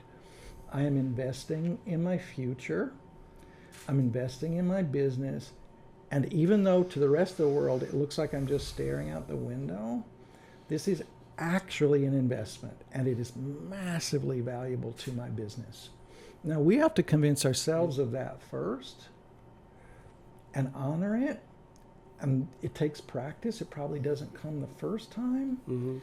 But for you to go, man, I really love the way that makes me feel. I really feel revived. I'm energized. I'm excited now. Go like, that was a good investment. I just found $1 million to invest in my business. Let that be true for you. You get to decide. Yeah. That gets to be your thing. But don't think that it is somehow less valuable than sitting in front of a computer. I will often say to people, I get paid to stare out the window. I don't get paid to type. Right? I like that. That's a t-shirt too. That's yeah. good. That's good. The thing that they are buying is what happened to me while I was staring out the window. Yeah. So you hear all these screenwriters, David Milch being one, who lies on the ground and just dictates to an assistant. His fingers never even hit the keypad. It's just his brain is clicking. I can't do that, but I understand that's a better example of not disparaging the fact that it's your imagination that fuels your business. There's actually resources and money dependent on it. So that in-between period, I always see as I'm still working, but I'm just gathering raw material that I am absolutely know I'm going to need later. Right. It's like going like I think it was like Leslie Jones talked about. I think it was Jamie Foxx told her years ago. You know, she's like, why this didn't happen for me? Why did she? He's like, you need to go live some more. Yes. Like, you're still young. Like, you need to go live some more. And when you come back, you'll have more stories to tell. So it's in that same world, it sounds like. It really is. And I think that I just speak about myself. I have a tendency to put a gold star around some things and a red X around others and say, well, that's a good thing or that was a bad thing. Right. And I've had to train myself out of that and just say, no, it's just this. It's just this. I don't know what its value is yet. So don't disparage any of it because you don't know how you're going to be able to use it in the future. And very often, because of the way I'm built, I'm too quick to pull the ripcord on something that is challenging me or making me feel uncomfortable. Yeah, interesting. When what needs to happen is I need to interrogate, what is it about this that is bugging me, right? And don't run past it too quick. and go like, this has something to teach me, and I'm gonna think about it for a minute. I'm gonna hold it until maybe I've gotten some insight into it, but it's all valuable because it's our lives that we're repurposing for this job. Awesome. Pass it to Yusuf in the back.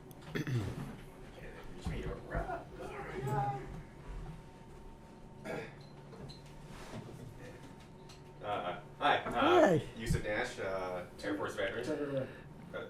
Turn it around. Yusuf. Oh, yeah, okay. Yeah, I can't hear you for some reason. Here you go. Go ahead. Oh, okay.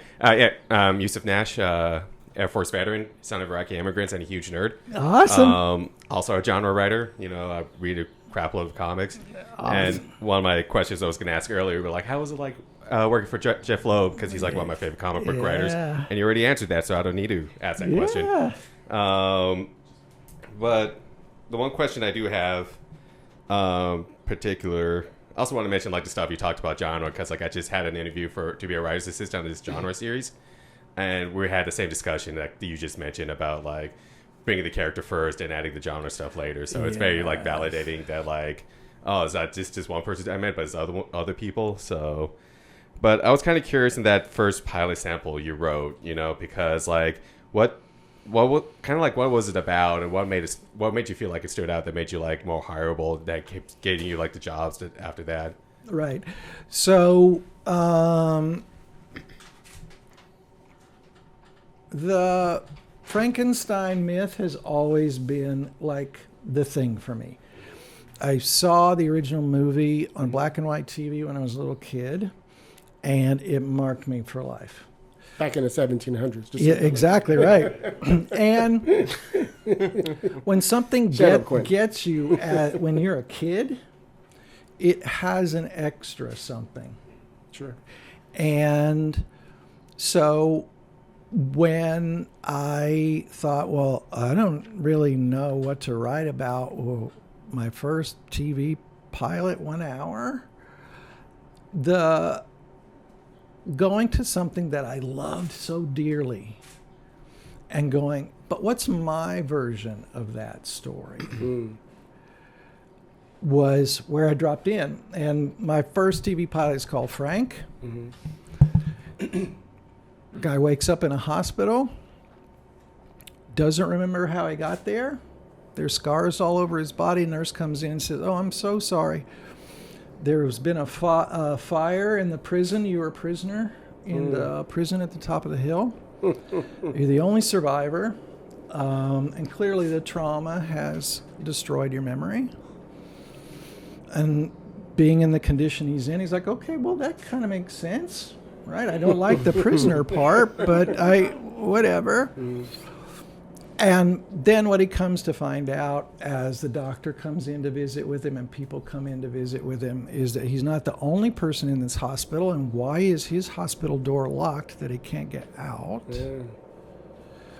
And when he sees someone else drugged down the hall that kind of looks like him, full of the scars and everything, he goes, I'm not the only one. And now I got to get out of here.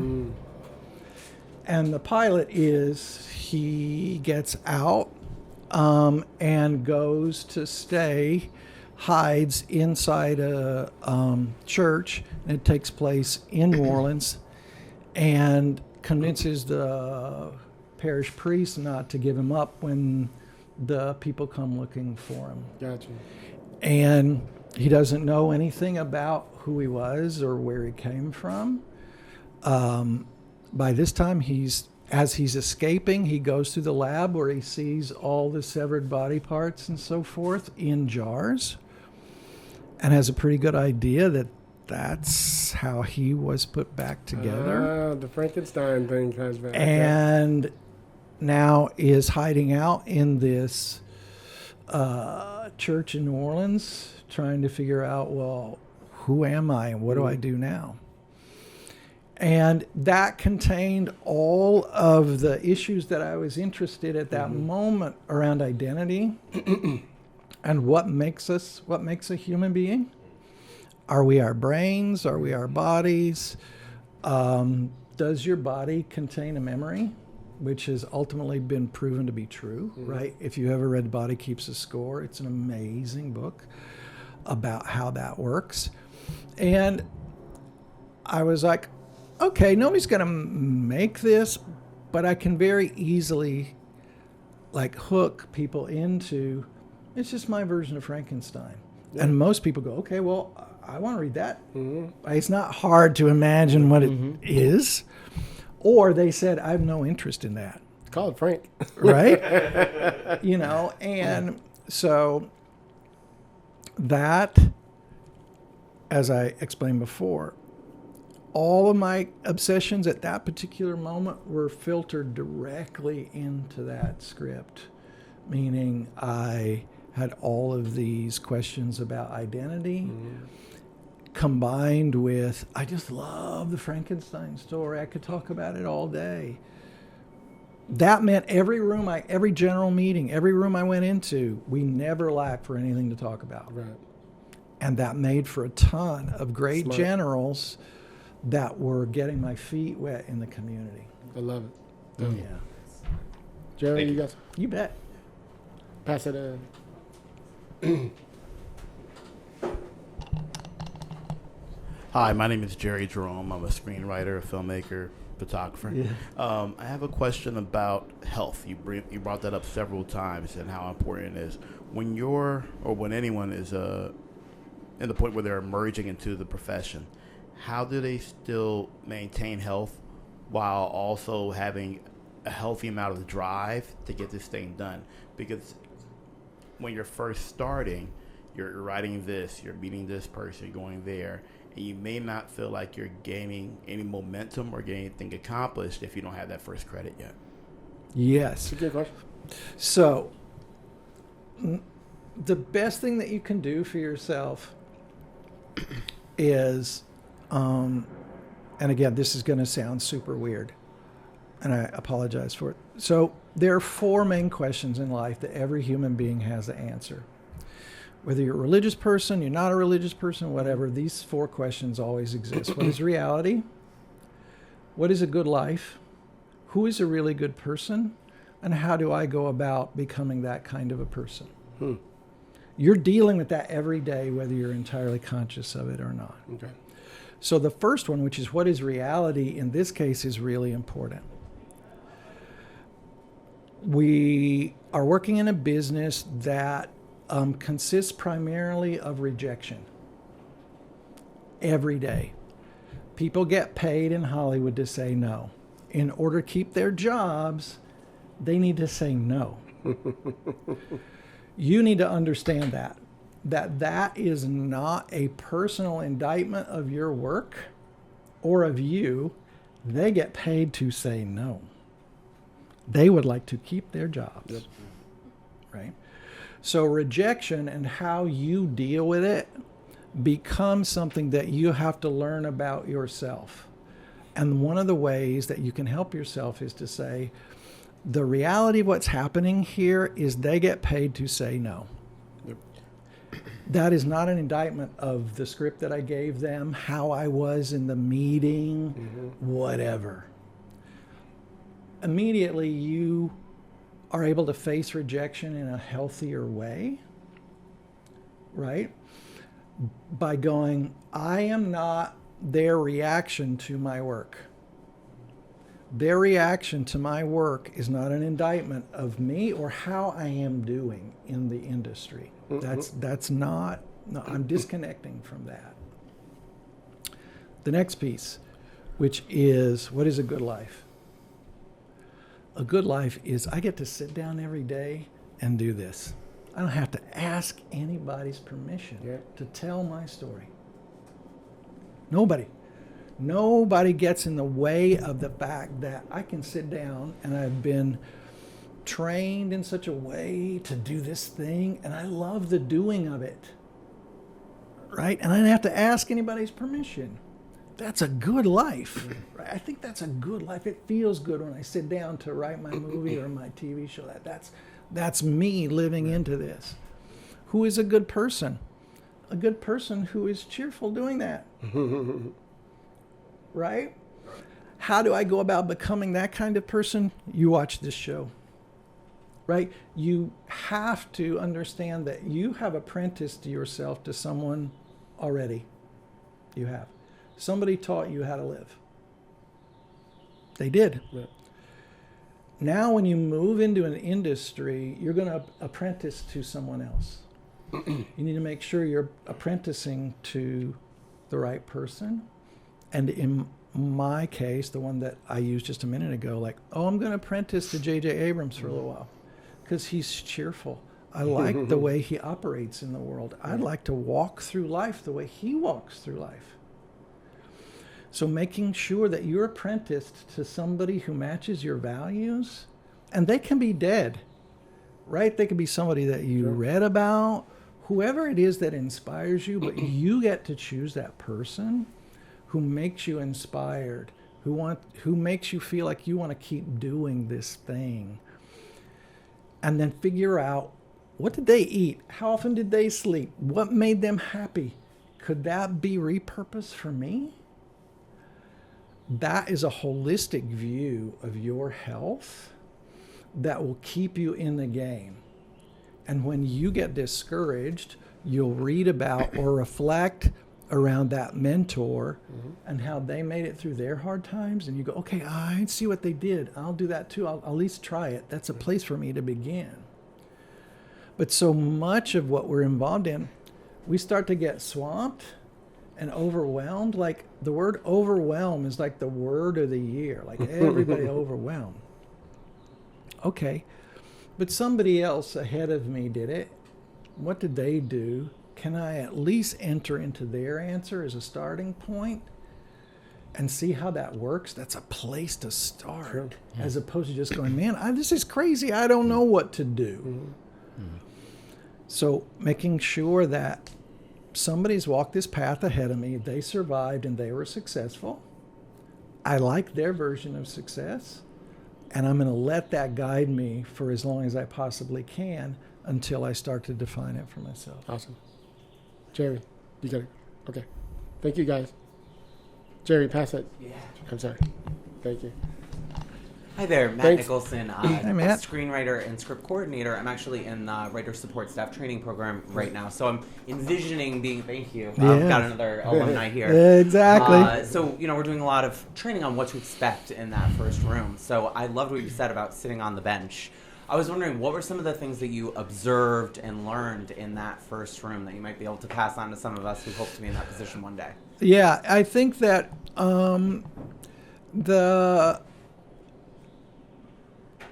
some of these, like I said, are cliche or they're stereotypical. But the real emphasis on yes and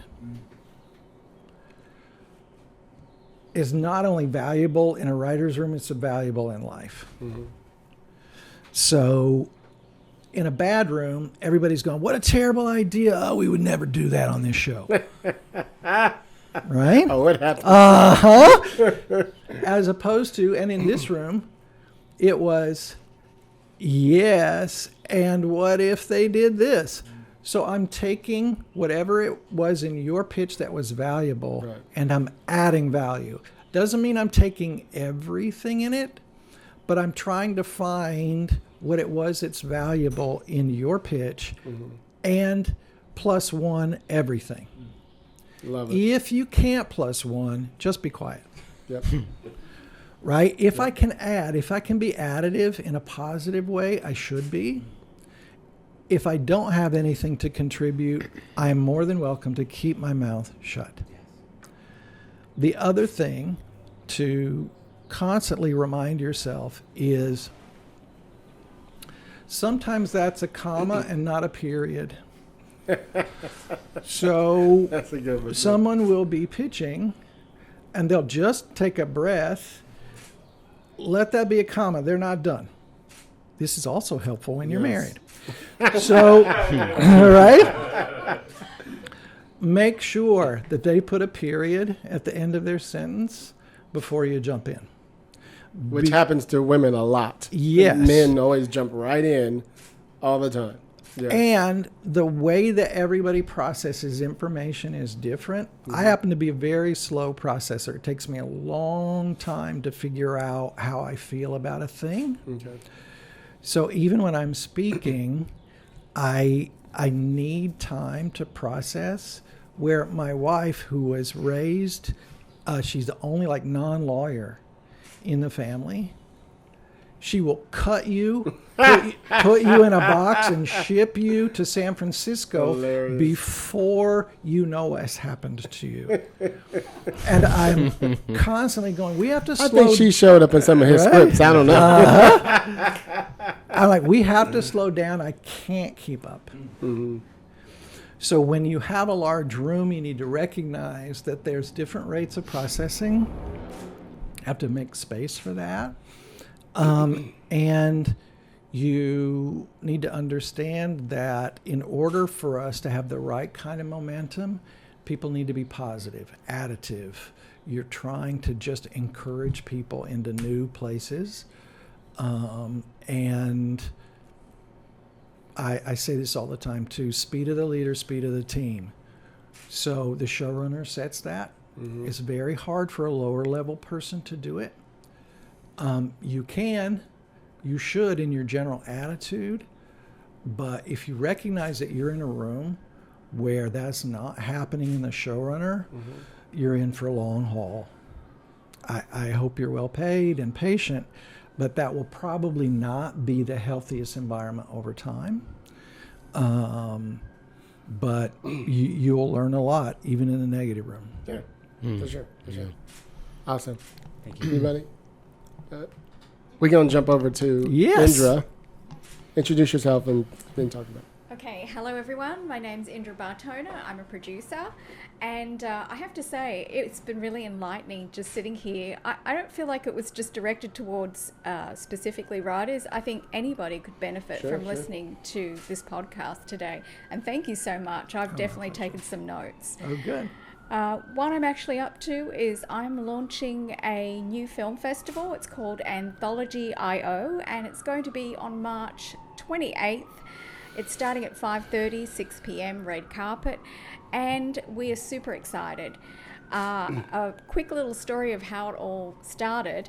A friend of mine who is actually the festival director, Jordan Burbank, he was actually, he's helping to direct and produce the lifestyle show that I've got. We were doing this last year, and he kept talking about he's about to start this film festival. It got to November, and I said, when are you proposing to launch this? And he said, March 28th. And so I thought, do you want me to help you get this, off the ground? And he was like, yes, please. So we, from really, I would say January, because the holidays were December, they were just upon us. So from January, we were really blessed that we actually have 170 entries into the film festival. Very, very happy about that. 38 made it. And how we feel like we're really different is we're very, very community orientated.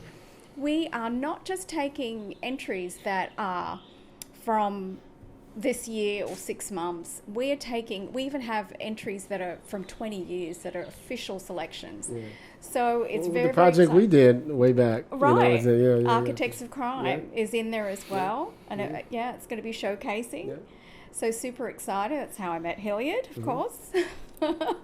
So no, we're super excited about this. We're going to have a lot of fun at this. We're going to have food trucks.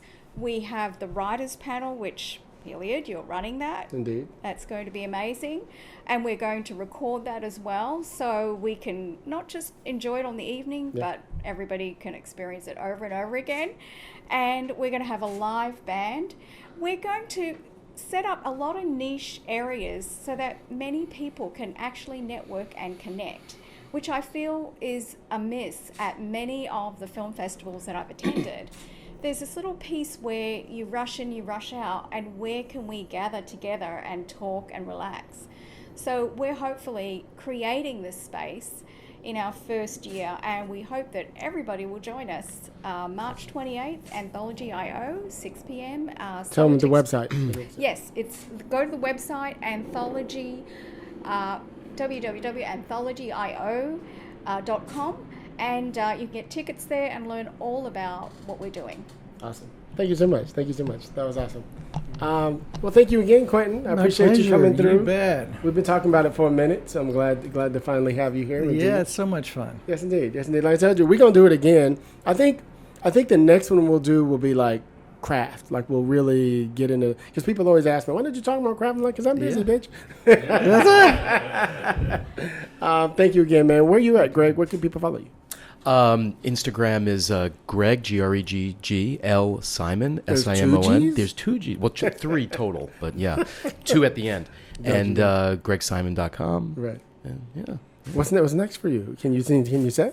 Well, sure. In the middle of casting a feature right now with Mandalay Pictures is producing. It's a neo-noir crime thriller. Awesome. Passion project we were talking about, yes, right? indeed. Very important for it to be passionate about it. And then developing a couple other features right now, and making some rounds for television for next season, and and also developing TV limited series. All right. Yeah. That's what's up. Yeah. I see you. I got the videotape. That's right. I got the videotape. What about you, Quinton? Where can people follow you? You starting to make your little presence on? I see you out there. Yeah, a little TikTok. Yeah. And Instagram. It's just Quinton_Peeples. And Jerry, you see him branding his name? You see that? yeah. I keep teasing these writers. I'm like, I'm not going to find you if I don't find your name. Exactly right. And so I have a feature that just shot in Oklahoma. I saw some of the BTS. It looked good. Yeah, it's cool. Those guys are cutting right now. All right. And What kind of genre? it is in the faith-based space. It's a teen survival thriller about a van full of teenagers that wrecks out in the middle of nowhere, and they have to make their way back to civilization and undergo a lot of... Do the hills have eyes in that at all? Yeah, a little bit. There is somebody scary chasing them through the forest, so that's fun. It's the devil, y'all. It's the devil. Yeah. And Faith-based deliverance. Yeah, 100%. And so that was a joy to write that, and the Netflix thing, and I'm out pitching a couple of others. It's a lot of pitching right now, so we'll see what the new year brings, and so it's good. Awesome. Well, thank you, man. You were dope, Thank bro. you. I'm so glad So you happy. came. Big fan, This is like I so said. fun. Yes. I feel like you dropped a lot of game, a lot of bars for everybody, and we're gonna work on something. Damn it. Yep. For sure. For sure. I'm not even playing. I got some stuff. I'm like, hey man, I can talk to Quinton about that one. Yeah. We're gonna talk. Thank you guys. I appreciate it. Yes. Thank you to everybody who's in the room. You guys all know who you are. Again, shout out to my man over there on the ones and twos. Well, oh shit, you moved. Matthew and Eric on the ones and twos. I call the camera the ones and twos, like I'm cool like that. You know nothing about that. Now, of course, my man Jerry. That's the ones and twos as well, because it's still a camera. Shut up. We got my girl Indra. We got Rich in the back, one associate producer. We got Yusuf in the back, as always. Thank you very much. And of course, Greg, hanging with me. Thank you. Thank you. Please go on screenwritersrantroom.com. Follow us. Support the show. Subscribe. Same with the YouTube channel. Get your t-shirts. Get your hoodies. All the sponsors. We are now open for sponsorship. Quinton said he's sponsoring the show. He didn't tell anybody. Yeah. Open for sponsors, so hit me up, screenwritersrantroom@gmail.com. If you guys have any cool products you want to support, let me know, and we'll make something happen. All right? Thank you, guys. Everybody, jumping with me for Game All Day. Thank you again, Quinton. Appreciate you, big bro. All right, everybody, you guys know how we do it on the Rant Room. On the show, we keep it real. We keep it opinionated. We keep it what, everybody? Game all day. Peace, y'all.